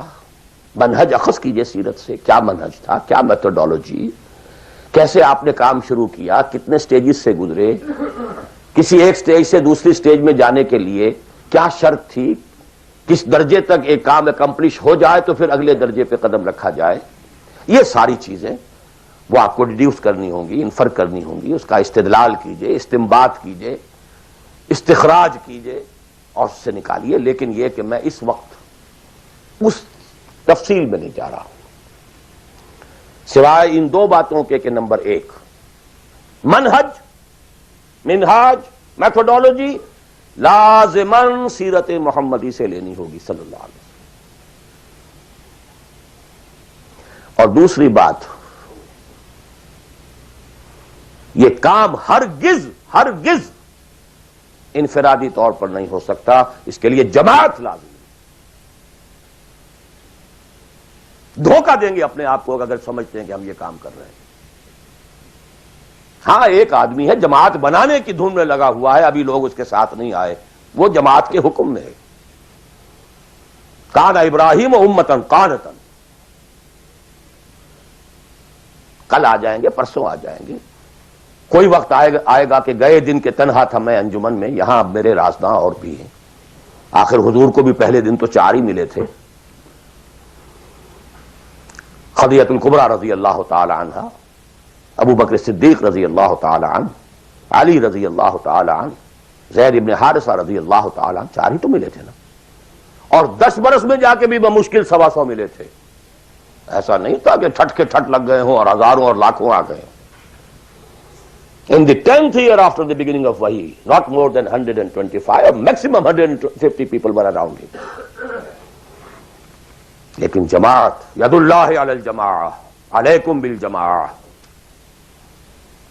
اور اس میں حضرت عمر کا جو اثر ہے، اثر کو بھی ہم حدیث کہتے ہیں. حدیث 2 چیزوں کے مجموعے کا نام ہے، اخبار و آثار، رسول کا کوئی قول، کوئی فعل، کوئی تقریر، کسی چیز کو آپ نے دیکھا اور برقرار رکھا، یہ خبر کہلاتی ہے. صحابی کا کوئی فعل، کوئی قول یا تقریر، یہ اثر کہلاتی ہے. اخبار جمع آثار یہ حدیث ہے. تو اثر ہے حضرت عمر کا رضی اللہ تعالی عنہ. لا اسلام الا بالجماعہ ولا جماعہ الا بالامارہ ولا امارہ الا بالسماع ولا سماع الا بالطاعہ.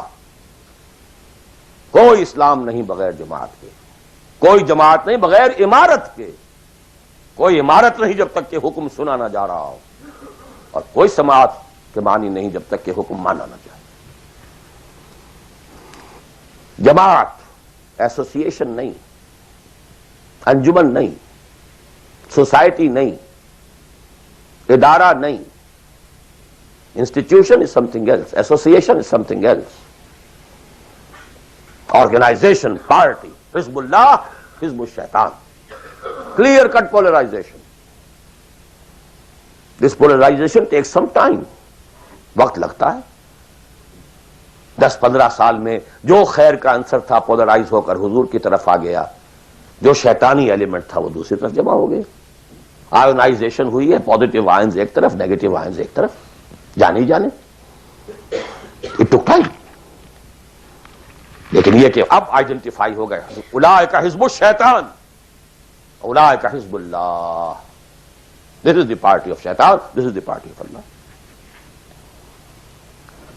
اور تیسری بات یہ اس جماعت کے ضمن میں، جماعت جو ہے جس میں کہ سمع و طاعت ہو وہ جماعت ہے. Listen and obey. اس سے کمتر جماعت نہیں ہے.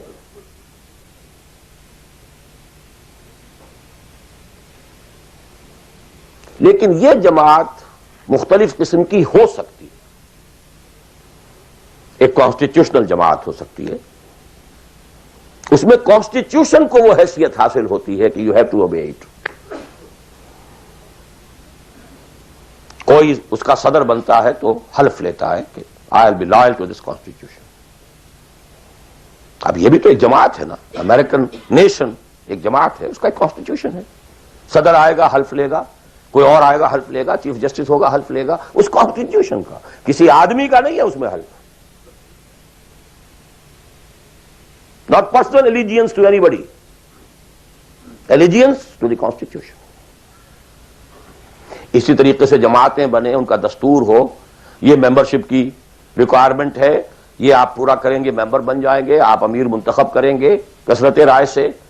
پھر یہ کہ امیر جو ہے وہ بھی شورا بھی منتخب کریں گے، شورا کی رائے کا وہ پابند ہوگا یا نہیں ہوگا، کس درجے میں ہوگا، کس درجے میں. آپ بنا لیجئے کانسٹیٹیوشن، اور جو شخص بھی شامل ہوگا وہ اس کانسٹیٹیوشن کا حلف اٹھائے گا. To abide by this constitution. اس قسم کی جتنی جماعتیں ہیں، please take it from me, مباح ہیں، جائز ہیں، حلال ہیں، بشرطے کہ اس میں ڈسپلن ہے، اوبیڈینس ہے. دی اونلی ڈفرنس از کہ اس میں اوبیڈینس یا ڈسپلن کسی فرد کے ساتھ الیجینس پر نہیں ہے، بلکہ ایک کانسٹیٹیوشن کے ساتھ الیجینس پر ہے. But you have to obey. Listen and obey. Can't go beyond that constitution. تو مباح اور حلال اور جائز ہر وہ جماعت ہے خواہ کسی بنیاد پر بنی ہوئی ہو جس میں ڈسپلن ہے اور سمع و طاعت ہے، listen and obey ہے. لیکن منسوس، مسنون، معصور، یہ تین الفاظ. منسوس وہ شے ہے کہ جس کا ذکر قرآن اور حدیث میں ہو، نص یہ ہے ہماری. مسنون وہ شے ہے جس پر حضور نے عمل کیا ہو. معصور وہ شے ہے جس پر کہ آپ کے بعد بھی ہماری امت کے لوگوں نے عمل کیا ہے. صرف ایک طریقہ ہے اور وہ ہے پرسنل بیعت کا، شخصی بیعت. Allegiance to a person. That is called بیع. ہمارے ہاں حضور نے لی تو بیعت لی، حالانکہ آپ نبی تھے، رسول تھے، آپ کی اطاعت تو کرنی ہی کرنی تھی، اس کا کوئی سوال ہی پیدا نہیں ہوتا. کسی اور ایڈیشنل فارمل کسی ایگریمنٹ کی کوئی ضرورت ہی نہیں. But he had to leave some uswa for the ummah. اگر یہ نہ ہوتا تو بعد میں والوں کے لیے، بعد میں تو کوئی نبی تو نہیں آنا، رسول تو نہیں آنا، اسوا کہاں سے آتا پھر؟ بایعنا رسول اللہ صلی اللہ علیہ وسلم علی السمع والطاعۃ فی العسر والیسر والمنشۃ والمکرہ وعلی عسرۃ علینا وعلی لا ننازع امر اہلہ وعلی نقول بالحق اینما کنا لا نخاف فی اللہ لومۃ لائم. متفق علیہ، بخاری مسلم دونوں میں یہ حدیث موجود ہے. عبادہ ابن صامت رضی اللہ تعالیٰ. سوچئے جب رسول مان لیا تو یہ ساری باتیں کہنے کی ضرورت کیا ہے؟ Sometimes I do wonder, brother, when you say, Allahumma taqabbal minna ruku'ana wa sujudana wa what's this? Salatana, yakfi inshallah. Rabbana taqabbal minna innaka antas sami'ul alim. Everything. Why to go on counting them? اور کیا چیز؟ اللہ تعالیٰ تسبیح ہے، تحمید ہے، تکبیر بھی ہم کر رہے ہیں، تکبیرنا و تسبیحنا و تحمیدنا و رکوعنا و سجودنا و قنوتنا، everything. One thing, sufficient. ربنا تقبل منا انك انت السميع العليم وإذ يرفع ابراهيم القواعد من البيت واسماعيل ربنا تقبل منا انك انت السميع العليم. So actually, but here we find, اطاعہ حضور کے لیے ایک بات تھی، ماننا ہے، ہر حکم ماننا، لیکن یہ ساری شرطیں کیوں دی محمد نے صلی اللہ علیہ وسلم؟ It was not an oratory, یہ کوئی خطابت نہیں تھی، لفاظی نہیں تھی، یہ در حقیقت اس جماعت کے لیے ناگزیر شرائط ہے. سمع و طاعت فی العسر والیسر، سننا اور ماننا چاہے مشکل ہو چاہے آسانی ہو. والمنشط والمکرہ، چاہے طبیعت آمادہ ہو اور چاہے طبیعت پر جبر کرنا پڑے. کوئی معاملہ تھا، فیصلہ ہوا ہے جو آپ کی رائے کے خلاف ہوا ہے، لیکن فیصلہ ہے، امیر کا حکم ہے، اب آپ کو اپنی طبیعت پر جبر کرنا پڑے گا اسے ماننے کے لیے، ماننا ہوگا. اور اگر فیصلہ آپ کی رائے کے مطابق ہوا ہے تو آپ بڑے شرح صدر کے ساتھ اس پر عمل کریں. وَعَلَىٰ عَصَرَةٍ عَلَيَّا، چاہے آپ دوسروں کو مجھ پر ترجیح دے دیں، that is the main thing. جماعتوں کا بیڑا غرق تو ہوتا ہے اس چیز سے. آپ نے اس کو کیوں بنا دیا؟ میں پرانا آدمی، میں سینئر آدمی، آپ نے زید ابن حارثہ کو بنا دیا. یہ تو آزاد شدہ غلام ہے. اب بڑے بڑے جلیل القدر جو ہیں قریش کے سردار اس کے تحت جائیں گے. حضور کا چچا زاد بھائی ساتھ ہے. زید شہید ہوئے ہیں، جعفر طیار رضی اللہ تعالی عنہ، ابن ابی طالب، he was under him. پھر آخری لشکر میں آپ نے اسامہ کو بنا دیا، اور ستم بالا ہے ستم. ینگ مین، اس کی کمانڈ میں آپ دے رہے ہیں کبار صحابہ کو. نو، it's your prerogative. To whomsoever you give the office, it's your prerogative. We are not going to question it. کبھی نہیں آپ پر اعتراض کریں گے. علی عصرۃ علینا، آپ جس کو چاہیں ہم پر ترجیح دیں. وعلی لا ننازع الامر اہلہ، اور جس کو آپ ذمہ دار امیر بنا دیں گے اس سے جھگڑیں گے نہیں، کوآپریٹ کریں گے. وعلی ان نقول بالحق اینما کنا لا نخاف فی اللہ لومۃ لائم، البتہ جہاں بھی ہوں گے حق بات کہیں گے، جو اپنی رائے ہے وہ ضرور دیں گے، زبان اپنی بند نہیں کریں گے کہ خام خواہ کوئی مذاق اڑے گا میں نے یہ بات کہہ دی. نہیں، I won't with hold my opinion, وہ میں بیان کروں. کمپلیٹ کانسٹیٹیوشن آف حزب اللہ، ایک حدیث میں. بہرحال اب آخری بات کی طرف میں آ رہا ہوں. ذرا پھر گن لیجئے کہاں سے ہم چلے تھے. 100 بات کی ایک بات، ہاتھی کے پاؤں میں سب کے پاؤں، ایک لفظ عبادت پورا کر دو، نجات بھی ہے، فوز بھی ہے، فلاح بھی ہے، سب کچھ. اس میں تو یہی ہے کہ آپ کامیاب ہو گئے تو جتنا آپ گڑ ڈالیں گے اتنا میٹھا ہوتا جائے گا، جتنا اور ایکزرٹ کریں گے اتنا نمبر زیادہ آتے جائیں گے. وہ پھر رشد بھی ہوگا، سعادت بھی ہوگی، فوز بھی ہوگی، فلاح بھی ہوگی. بٹ منیمم نجات. عبادت کے دو اجزاء لازم، جسم کے مانند ویزیبل جز ٹوٹل اوبیڈینس، روح کے مانند اس کی اصل اسپرٹ اللہ کی محبت. اوبیڈینس اور محبت میں اللہ اور رسول دونوں یکجا، نظری طور پر اللہ اول رسول ثانی، عملاً رسول اول اللہ ثانی. اوبیڈینس میں غلطی ہو جائے وقتی طور پر، غیر شعوری طور پر، بھول میں، چوک میں، جذبات کے طوفان میں، وقتی طور پر ماحول سے اثر انداز ہو کر، ٹھیک ہے فوراً توبہ کر لو، اللہ معاف کر دے گا. ایک گناہ بھی اگر مستقلاً جان بوجھ کر اپنی زندگی کے اندر داخل کر لیا تو یہ بگ زیرو ہے، سارا بقیہ زیرو سے ضرب کھا کر زیرو ہو جاتا. تین چیزیں ایکسکلوسیو اللہ کے لیے ہیں. دعا صرف اللہ سے، تعظیم کے لیے جو مظاہر ہیں، قنوت ہو، رکوع ہو، سجود ہو، صرف اللہ کے. اخلاص اور احتساب، مقصد ہو آپ کا اللہ کی رضا اور جزا بھی صرف اسی سے، یہ ایکسکلوسیو اللہ کے لیے تھی. اس کے بعد ہم نے کہا کہ انفرادی اور اجتماعی یہ مختلف دائرے ہوتے ہیں. انفرادی آدمی کر سکتا ہے، چاہے دقت آتی ہے کر سکتا ہو، چاہے بھوک آ جائے، فاقہ آ جائے، جان پر بن جائے، کر سکتا ہو. یہ ایک دائرہ ہے. نہیں کر رہا تو ناہنجار ہے. اور ایک حصہ وہ ہے جو کر ہی نہیں سکتا جب تک کہ نظام نہ بدلے. اور اس میں ویرینگ پروپورشنز رہیں گی. اب میں تھوڑا سا آپ کو ان ویرینگ پروپورشنز کا اور ایک مختلف نسبت و تناسب کا ایک نقشہ دکھانا چاہتا ہوں. بعض ممالک ایسے ہیں اس روئے ارضی پر، دیکھیے ایک ہے کسی اور اعتبار سے کسی ملک کا اچھا ہونا برا ہونا. کہیں بادشاہت کا نظام ہے، کہیں ڈکٹیٹرشپ ہے، کہیں کچھ اور ہے، کہیں کچھ اور ہے، کہیں جو ہے بہت کرپشن ہے، کہیں رشوت زیادہ ہے، کہیں کوئی کچھ اور ہے. کچھ ان چیزوں کو چھوڑ دیجیے، اس وقت میں خالی شریعت کی بات کر رہا ہوں، حلال اور حرام کی بات کر رہا ہوں. کچھ ممالک ایسے ہیں جہاں شریعت پر عمل کرنے کا دائرہ کافی وسیع ہے. نماز، روزہ، حج، زکوٰۃ بھی آپ کر سکتے ہیں. آپ کا پرسنل لا بھی پورا آپ کے مطابق ہے. شادی، بیاہ، نکاح، طلاق ٹوٹلی آپ کے اپنے ہاتھ میں ہے. لا آف انہیریٹنس بھی آپ کا چل سکتا ہے.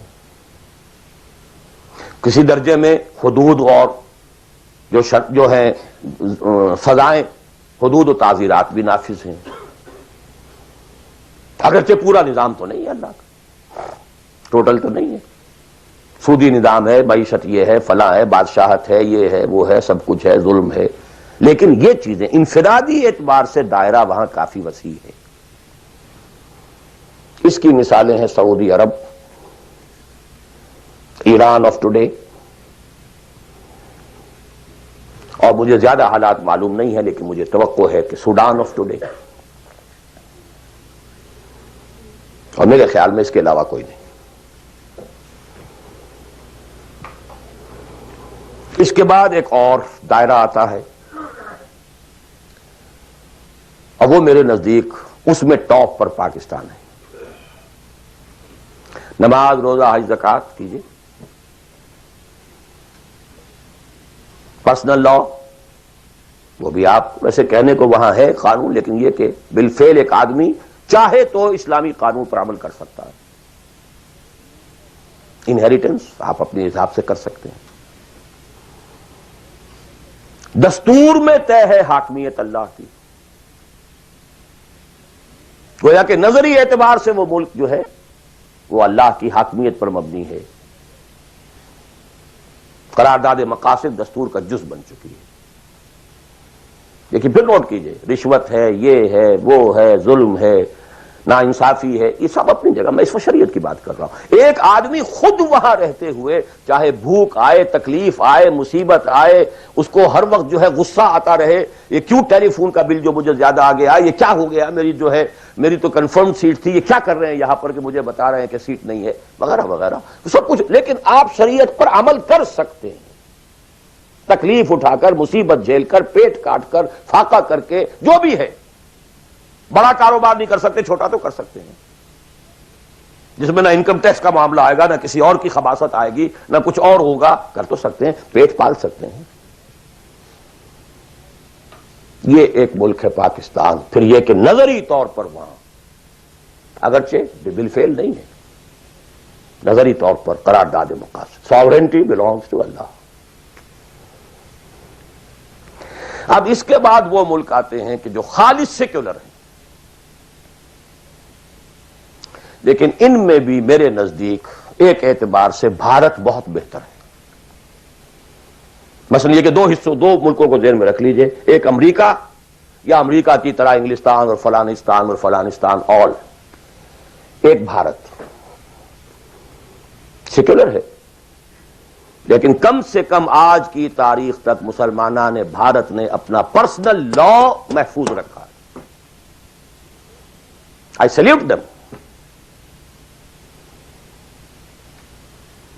in the face of maximum hardships۔ کٹر ہندو تلا ہوا ہے کہ یہ کامن سول کوڈ ہونا چاہیے۔ اٹس ویری لاجیکل، ان کی بات بڑی منطقی ہے۔ جب قوم آپ کہتے ہیں ایک ہے، آپ سارے جو ہے سیاسی حقوق وہی لینا چاہتے ہیں کہ جو ہندوؤں کو حاصل ہیں، تو اگر قوم ایک ہے تو سیکولرزم کا تقاضا تو یہ ہے کہ کامن سول کوڈ ہونا چاہیے۔ Why this separate family laws? وہاں کوئی عورت برقع لے سکتی ہے، بلکہ میں سمجھتا ہوں کہ جتنی عورتیں برقعے میں ہندوستان میں آج نظر آ جائیں گی، پوری دنیا میں کسی اور ملک میں نظر نہیں آئے گی۔ Go and see Hyderabad, Deccan, I have seen it. Pakistan میں تو برقعے کا نام و نشان بڑا، ڈھونڈ اب اس کو چراغ رخ زیبا لے کر، کون؟ وہ تو فرسودگی کی علامت تھی، غربت کی علامت تھی۔ بھارت اس میں سب سے اونچا ہے۔ نماز پڑھیے، روزے رکھیے، مسجدیں بنائیے، ہے کچھ وہ فرکشن ہے، مشکل ہے، جینا وہی مشکل ہوتا ہے، مشکل جہاں آسان ہوتی ہے۔ بہرحال اس کے بعد لیسٹ جو ہے اس اعتبار سے وہ ممالک ہیں جن کا سر خیل امریکہ بہادر، امریکہ شریف ہے۔ نماز روزہ کر لو، ناٹ ایون دی پرسنل لا۔ قرآن مجید میں پڑھ لیا کرو نکاح اور طلاق کے قوانین، دیٹس آل، نتھنگ ڈوئنگ، ثواب لے لیا کرو۔ تراویح میں سن لیا کرو انہیریٹنس کے laws, nothing doing, keep them with you. یہاں انفرادیت کا حصہ، اگرچہ اور بڑی سہولت ہے، دنیا بڑی اچھی ہے، کھانے کو اچھا ملتا ہے، سیکیورٹی بہت ہے، سب کچھ ہے۔ سوال یہ ہے کہ آپ کی پرائرٹی نمبر 1 کیا ہے؟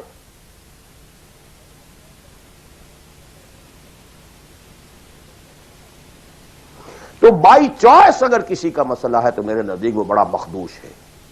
ایک شخص پیدا ہی یہاں ہوا ہے، وہ بات اور ہے بالکل، وہ تو ایسے ہی جیسے حضور مکے میں پیدا ہوئے، کفر تھا، سٹرگل کرے، کوشش کرے، جد و جہد کرے، اسی جد و جہد میں جان دے دے، you are successful. But by choice جہاں زیادہ دین کا حصہ ہے اس کو چھوڑ کر جہاں کم حصہ ہے وہاں آنا، اور کس لیے آنا؟ For better life, for better living, for better earning, for more comforts, more enjoyments. اب میں کوئی لفظ استعمال نہیں کرنا چاہتا آگے، it's for everybody to decide himself. یہ گریڈیشن ضرور ذہن میں رکھیں۔ پاکستان میں بہت گند ہے، بہت خرابی ہے، رشوت ہے، جھوٹ ہے، لیگ پولنگ ہے، بیک بائٹنگ ہے، یہ ہے، وہ ہے، سود تو وہاں بھی ہے، یہ تو وہاں بھی، ٹھیک ہے، ایبسلیوٹلی کریکٹ، وہاں بھی معیشت سود کی ہے، معیشت تو ساری سود کی، سعودی عرب کی بھی ہے، سارے دینی ادارے چلتے ہیں وہاں پہ سود کے پیسوں پر۔ کہ ڈاکٹر غلام مرتضیٰ ملک صاحب نے مجھے بتایا، جو ٹی وی وغیرہ پہ کافی آتے ہیں، کہ ایک مرتبہ ان کی سیلری تھی، سعودی عرب میں وہ کام کرتے تھے، اس میں ہاؤس رینٹ کئی مہینے جو ہے وہ کسی غلطی کی وجہ سے وہ شامل نہیں کیا گیا، تو انہوں نے ایک ایریئرز کا بل بنایا۔ اب وہ بل گیا، اب وہ کئی مہینے ہو گئے، جا کے پوچھتے تھے تو جواب یہ دیتا تھا ما جعل قسط نہیں آئی ابھی۔ اب وہ کئی مہینے سننے کے بعد کہا واٹ از دس قسط؟ پتہ نہیں آپ کو شیخ؟ نہیں، اتنا روپیہ امریکن بینکس میں رکھا گیا ہے اس ادارے کے نام سے جس کے سود سے آپ کی تنخواہیں ملتی ہیں، وہ سود کی قسط آئی نہیں۔ جیسے دن سعودی عربیہ، آخر سارا پیٹرن تو وہی ہے نا، سیکھا تو یہیں سے ہے جو کچھ سیکھا ہے، فاؤنڈیشنز بنتی ہیں، جو انڈومنٹس ہوتے ہیں، اسی سے ادارے چلتے ہیں، آخر اور کہاں سے ہیں؟ معلم کل تو یہی ہے نا۔ یہ صورتحال، لیکن پھر بھی گریڈز کا فرق جو میں نے آپ کو کہا، وہاں ایک شخص جتنے حصے پر زندگی میں دین پر عمل کر سکے گا، کہیں اور اتنے حصے پر بھی نہیں کر سکتا۔ اس اعتبار سے فرق اور ہے۔ عبادت کے اس کانسیپٹ کو سامنے رکھیے، انفرادی، اجتماعی، ویئرنگ ڈگریز۔ اب ظاہر بات ہے، آخری پوائنٹ ہے میرا یہ، جتنی حالت خراب ہے اتنی ہی شدید محنت درکار ہوگی اور اتنا ہی زیادہ ثواب ملے گا۔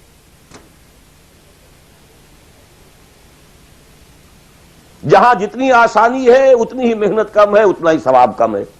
یہ آج رات کو جب ہم سورہ حدید پڑھیں گے تو اس میں بات آ جائے گی۔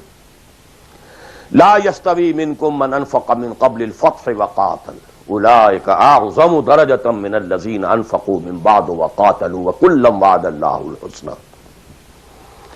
لہذا حالات کی نامساعدگی، حالات خراب ہیں، یہ پرابلمز ہیں، یہ تو آپ کے لیے موقع کو زیادہ بڑھا رہے ہیں۔ You can earn more. Only you have to make a decision. What is your priority number one? Inna salati wa nusuki wa mahyaya wa mamati lillahi rabbil alamin. The minimum subsistence level کے لیے جو ضروری ہے وہ ٹھیک ہے، rest for Allah, for اس دین۔ قل ان کان آباؤکم وابناؤکم واخوانکم وازواجکم وعشیرتکم واموال اقترفتموها وتجارۃ تخشون کسادها ومساکن ترضونها احب الیکم من اللہ ورسولہ وجہاد فی سبیلہ فتربصوا حتی یأتی اللہ بامرہ واللہ لا یہدی القوم الفاسقین۔ میں اللہ سے دعا کرتا ہوں کہ آپ اس کے لیے فرم فیصلہ کریں، اور اس کے لیے ظاہر بات ہے انفرادی حصے پر عمل انفرادی ہوگا، اجتماعی پر جماعت کے بغیر ممکن نہیں۔ کفارہ ادا کرنے کے لیے جماعت ہوگی، جماعت جو سم و طاعت کے ساتھ ہو، چاہے یہ سم و طاعت کسی دستور کا ہے اور چاہے یہ سم و طاعت کسی شخص کا ہے۔ دستور کے ساتھ سم و طاعت مباح ہے، جائز ہے، حلال ہے، لیکن ایک شخص کے ساتھ سم و طاعت منسوس ہے، مسنون ہے، معصور ہے،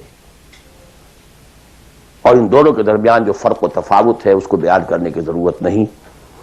آخر میں دوبارہ یاد دلا رہا ہوں وہ دعا، اللہم ارنا الحق حقا وارزقنا اتباعہ وارنا الباطل باطلا وارزقنا اجتنابہ، اللہم وفقنا لما تحب وترضى، اللہم وفقنا ان نہجر کل ما تکرہہ، اللہم وفقنا ان نجاہد فی سبیلک جہد استطاعتنا، اللہم وفقنا ان نجاہد فی سبیلک باموالنا وانفسنا، اللہم وفقنا ان نبذل اموالنا ننفق اموالنا ونبذل انفسنا فی سبیلک، اللہم لا تزغ قلوبنا بعد اذ ہدیتنا وہب لنا من لدنک رحمہ انک انت الوہاب۔ اے اللہ، ہمارے دلوں میں اگر اس وقت خیر کا کوئی رجحان پیدا ہوا ہے، کوئی عزم پیدا ہوا ہے، کوئی ارادہ پیدا ہوا ہے، تو اے اللہ اس ارادے کو تقویت دے، اس کو آگے بڑھا، اس پر عمل کرنے کی توفیق عطا فرما۔ اقول قولی ھذا واستغفر اللہ لی ولکم ولسائر المسلمین والمسلمات.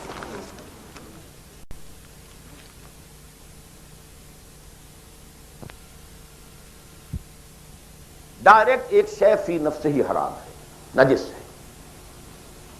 ایک شخص کھا تو رہا ہے بکری کا گوشت، بکری بھی اس نے خود خریدی، خود ذبح کیا، صحیح تکبیر پڑھی، سب کچھ کیا، لیکن وہ بکری خریدی تھی اس نے کسی کی جیب کاٹ کے، تو کیا کھا رہا ہے؟ حرام. بکری کا گوشت ہے، حرام. اس کو آپ آرگومنٹ کو بلڈ کیجئے. میں نے جو کچھ آج کہا ہے، باطل کے غلبے کے تحت زندگی گزارنا حرام ہے، الا یہ کہ آپ کی پوری توانائی اس کو بدلنے کے لیے صرف ہو رہی ہے. دس از دی کرسٹ آف دی میٹر. باقی تو اب ڈگریز کا فرق ہے، کوئی 50% حرام ہے، کوئی 60% ہے، کوئی 30% ہے، کوئی 100% ہے. سانس لینا حرام ہے. If you have reconciled with it,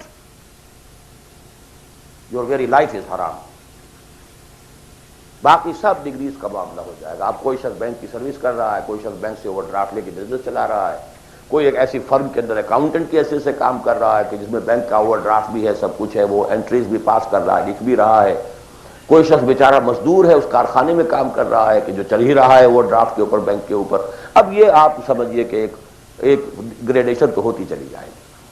کوئی کچھ بھی نہیں کر رہا، سانس لے رہا ہے، تو حضور نے فرمایا کہ ایک زمانہ آئے گا کہ انسان سود سے جو بچ بھی جائے گا، سود کے دخان اور بخار سے نہیں بچ سکے گا.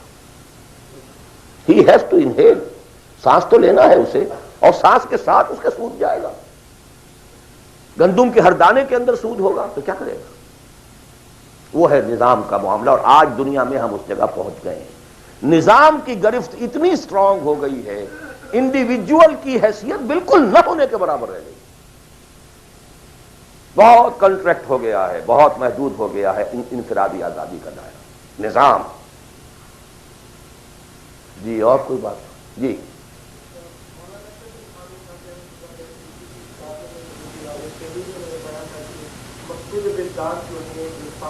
بنیادی ارکان شہادت، نماز، روزہ، زکات، یہ چار چیزیں جو ہیں یہ مقصود بذات ہے. آپ کی باتوں سے کچھ اندازہ ہوا مجھے کہ مقصود بذات نہیں ہے بلکہ مقصود بذات کچھ اور ہے جو آپ نے بھی بیان کیا. تو ذرا اس فرق کی کچھ وضاحت کرنا چاہیے. میں اس مولانا اشرف علی تھانوی صاحب کی شخصیت سے جو حسن ظن رکھتا ہوں، اس کی بنا پر میرا یہ گمان ہے کہ شاید آپ نے سمجھنے میں غلطی کی ہو. تو میں ان کی بات کی تردید نہیں کر رہا، جو بات آپ کہہ رہے ہیں اس کی تردید کر رہا ہوں. یہ تو اس حدیث صریح کے منافی ہے کہ جو سب سے زیادہ عام ہے اور ہر مسلمان کو یاد ہے، بنی الاسلام علی خمس. 5 چیزوں پر اسلام قائم ہے. تو مقصود بالذات کیا ہے؟ اسلام یا نماز، روزہ، حج و زکات؟ اسلام. There are pillars and pillars are there to support the roof. The roof is Islam, عبادت. ادخلوا فی السلم کافہ. اعبدوا اللہ. اسلام، عبادت، اطاعت، یہ سب کے سب جو ہیں در حقیقت اس کے پلرز ہیں، ارکان اسلام ہیں. رکن کہتے ہیں ستون کو. ستونوں پر عمارت کھڑی ہے. بنی الاسلام علی خمس. These are the supports. بدقسمتی یہ ہے کہ جب دین کی بجائے ہمارا ذہن مذہب کا ہو گیا، اس کے بعد سے ساری توجہ ان سپورٹس پر ہے، ارکان پر ہے. اور چھت کی جگہ چھوٹی سی ایک جو سیلنگ لگا رکھی ہے ہم نے، بس شراب حرام ہے، سور حرام ہے، سود وود چلتے جو جانے دوست. وہ جو کراچی میں وہ بس والے کہتے ہیں جانے دوست، باقی سب ٹھیک ہے، بس یہ کہ سود نہیں، یہ سور نہیں کھانا، سود کھاؤ. دال اور رے کا فرق ہے سر.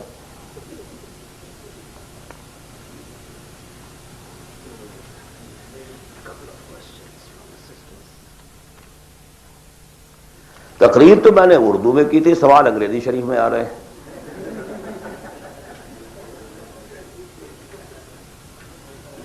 اب یہ وہی گوشت کے احکام شروع ہو گئے ہیں.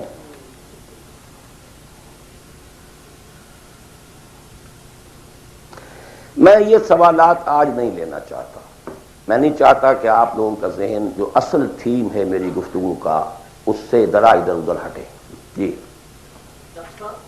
آپ کی بہت سی تقریروں میں پہلے بھی میں نے سنا ہے کہ آپ نے پرفیکٹ کیا ہے کہ یہاں کی بجائے آپ پاکستان میں جو اسلامی نظام کو برپا کرنے کے لیے پرفیکٹ کرتے ہیں، لیکن بہت سے علماء کے دوسرے جو جن میں مولانا یوسف اسلائی صاحب بھی اور دوسرے بھی ہیں، وہ اس چیز کو کہتے ہیں کہ جو لوگ یہاں آگے ہیں یہ اللہ تعالیٰ کا ایک پروگرام تھا جس کے تحت اس نے ان کو یہاں پہنچایا ہے، اور ان کا یہ کام ہے کہ یہاں اس کام کو جتنا بھی ہو سکتا ہے آگے لے کے جائیں چلیں.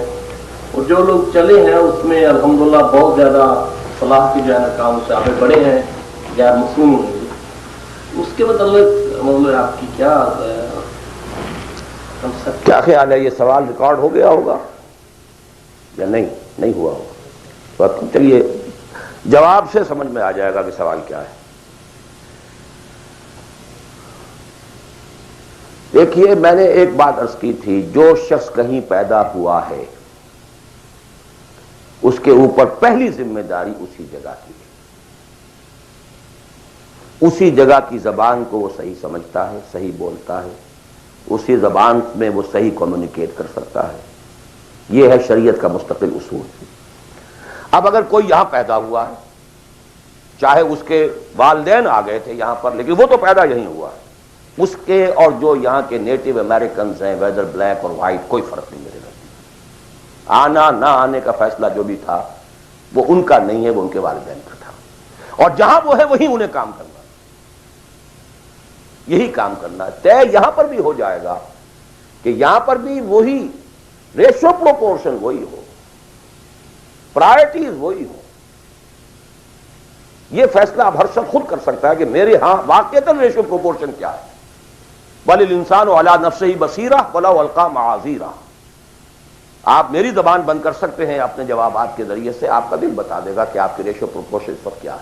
اگر ریشو پروپورشن درست ہے تو یہاں پر بھی اور کسی اور جگہ پر بھی بالکل برابر ہے، کوئی فرق نہیں. Absolutely do. البتہ ایک اور چیز یہ ہے کہ کہاں آپ دیکھتے ہیں کہ فرض کیجئے کسی شخص کی ریشو پروپورشن ٹھیک ہو گئی کہ مجھے جینا ہے مرنا ہے اسلام کے لیے. فیزیبلٹی رپورٹ دیکھتا ہے کہ میرے پاس جو ٹائم ہے، میرے پاس جو وقت ہے، میرے پاس جو صلاحیت ہے، اس کا بہترین میکسیمم آؤٹ پٹ کہاں ہو سکتا ہے. یہ ایک بالکل دوسری بات. For people belonging to Pakistan, the maximum benefit can be in Pakistan, not here. یہ بالکل دوسری بات. آپ کے بھائی بند وہاں، آپ کے بیک گراؤنڈ کو جاننے والے وہاں، آپ کی اخلاقی جو ہے ذمہ داری وہاں کی، وہاں کی آپ کی پیدائش ہے، وہاں کی آپ کی بنیادی تعلیم تھی، یہ اپنی جگہ پر ہے. اور دوسرے یہ کہ جو بھی ہمیں اطلاعات ملی ہیں حضور صلی اللہ علیہ وسلم سے، اس سے یہی نظر آتا ہے کہ اسی ریجن میں اسلام کا بول بالا ہوگا. لیکن ظاہر بات ہے یہ میں امریکن سے نہیں کہہ رہا ہوں، میں عربوں سے نہیں کہہ رہا ہوں، جو بلیک امریکنز ہو یا وائٹ امریکن ان سے نہیں کہہ رہا ہوں. تو یہاں کے کام کریں، کیا پتا اللہ تعالیٰ اس سرزمین کو پسند کر لیں. بہرحال جو یہاں آ گئے کسی وجہ سے آئے، اب اس کو بھی چھوڑ دیجیے، وہ ماضی کا ہے. ان کے لیے یا تو اگر تو طے کر لیں کہ اب حقیقت میں چاہے فاقہ آئے چاہے کچھ ہو ہمیں کام یہ کرنا ہے، تو پھر تو میں پاکستانیوں کے لیے تو پریفر کرتا ہوں، اسپیشلی دی فرسٹ جنریشن، وہ اپنی اگلی جنریشن یہاں سے بلوا دیں کام اور آئیں واپس. ان کے بھانجے بھتیجے اور بھائی اور سالے اور بہنوئی سارے وہاں رہتے ہیں، بہت سو کے ماں باپ بھی وہاں پر ہیں. And we have much at stake over there. The only country in the whole of the world which was founded in the name of Islam. Maulana Abul Kalam Azad تک کا کہنا یہ، حالانکہ وہ پاکستان کے بہت مخالف تھے، لیکن پاکستان بننے کے بعد انہوں نے کہا اب پاکستان کے ساتھ اسلام کی عزت وابستہ ہے. تکبیر، اللہ اکبر، تکبیر، اللہ اکبر. یہ ہے. اسی طرح مولانا مدنی رحمۃ اللہ علیہ نے فرمایا، حالانکہ پاکستان کے شدید مخالف تھے، ڈابھیل تشریف لائے ہوئے تھے وہ، وہاں کسی نے چھیڑ دیا انہیں، پارٹیشن کے کچھ عرصے کے بعد کی بات ہے. پاکستان کے بارے میں کیا خیال ہے، وہ سمجھ گئے کہ یہ کیا چاہتا ہے مجھ سے. انہوں نے کہا کہ بھائی مسجد کے تعمیر ہونے سے پہلے اختلاف ہو سکتا ہے کہ یہ جگہ صحیح ہے یا نہیں ہے، کیا سائز ہونا چاہیے، کیا بننا چاہیے۔ مسجد بننے کے بعد مسجد مسجد ہے، اس کی حفاظت ہر صاحب ایمان کا فرض ہے۔ ہمیں اختلاف تھا، پہلے تھا، یہ مولانا مدنی کہتے ہیں، اور یہ مولانا محمد مالک کاندھلوی، وہ بھی اب فوت ہو چکے، انہوں نے ہماری قرآن کانفرنس کے اندر یہ جب قول سنایا، میں چیخ پڑا، میں نے کہا مولانا کہاں آپ یہ چیزیں چھپا کر بیٹھے ہوئے ہیں؟ پاکستانی تو سب کے سب آج بھی گالیاں دیتے ہیں مولانا مدنی کو، آپ نے بتایا نہیں یہاں پر کہ مولانا مدنی کا تو یہ موقف تھا پاکستان بننے کے بعد، پہلے اختلاف تھا، ٹھیک ہے۔ بہرحال جہاں تک میرا معاملہ ہے، سمجھ لیجئے کہ میں اصولی اعتبار سے دنیا میں کہیں بھی یہ کام کوئی بھی ہو کرے، ٹھیک ہے، لیکن یہ کہ پرائرٹیز یہ ہو، اس کی شکل یہ ہو، یہ انگلی کٹا کے شہیدوں میں نام نہ لکھوایا جا رہا، صرف تھوڑی سی کلچرل ایکٹیویٹی اور کچھ کمیونٹی ورک اور کچھ یہ اور کچھ وہ، کچھ سوشلائزیشن، اینڈ دس از دعویٰ۔ خدا کے لیے اس دھوکے سے اپنے آپ کو نکالنے، کریں اس ریشو پروپورشن کے ساتھ تو جہاں بھی چاہیں کریں، لیکن یہ ہے کہ میرا اپنا ایک اندازہ ہے، اور وہ یہ ہے کہ چاہے اس کا امکان ہے کہ ہمیں سخت قسم کی کوئی بیٹنگ جو ہے ہندوؤں کے ہاتھوں اور پاکستان اور انڈیا کے ہاتھوں ہو، لیکن پھر بھی بالآخر اسلام کا بول بالا اسی خطہ زمین سے ہوگا۔ اقول قول ھذا واستغفر اللہ لی ولکم ولسائر المسلمین والمسلمات۔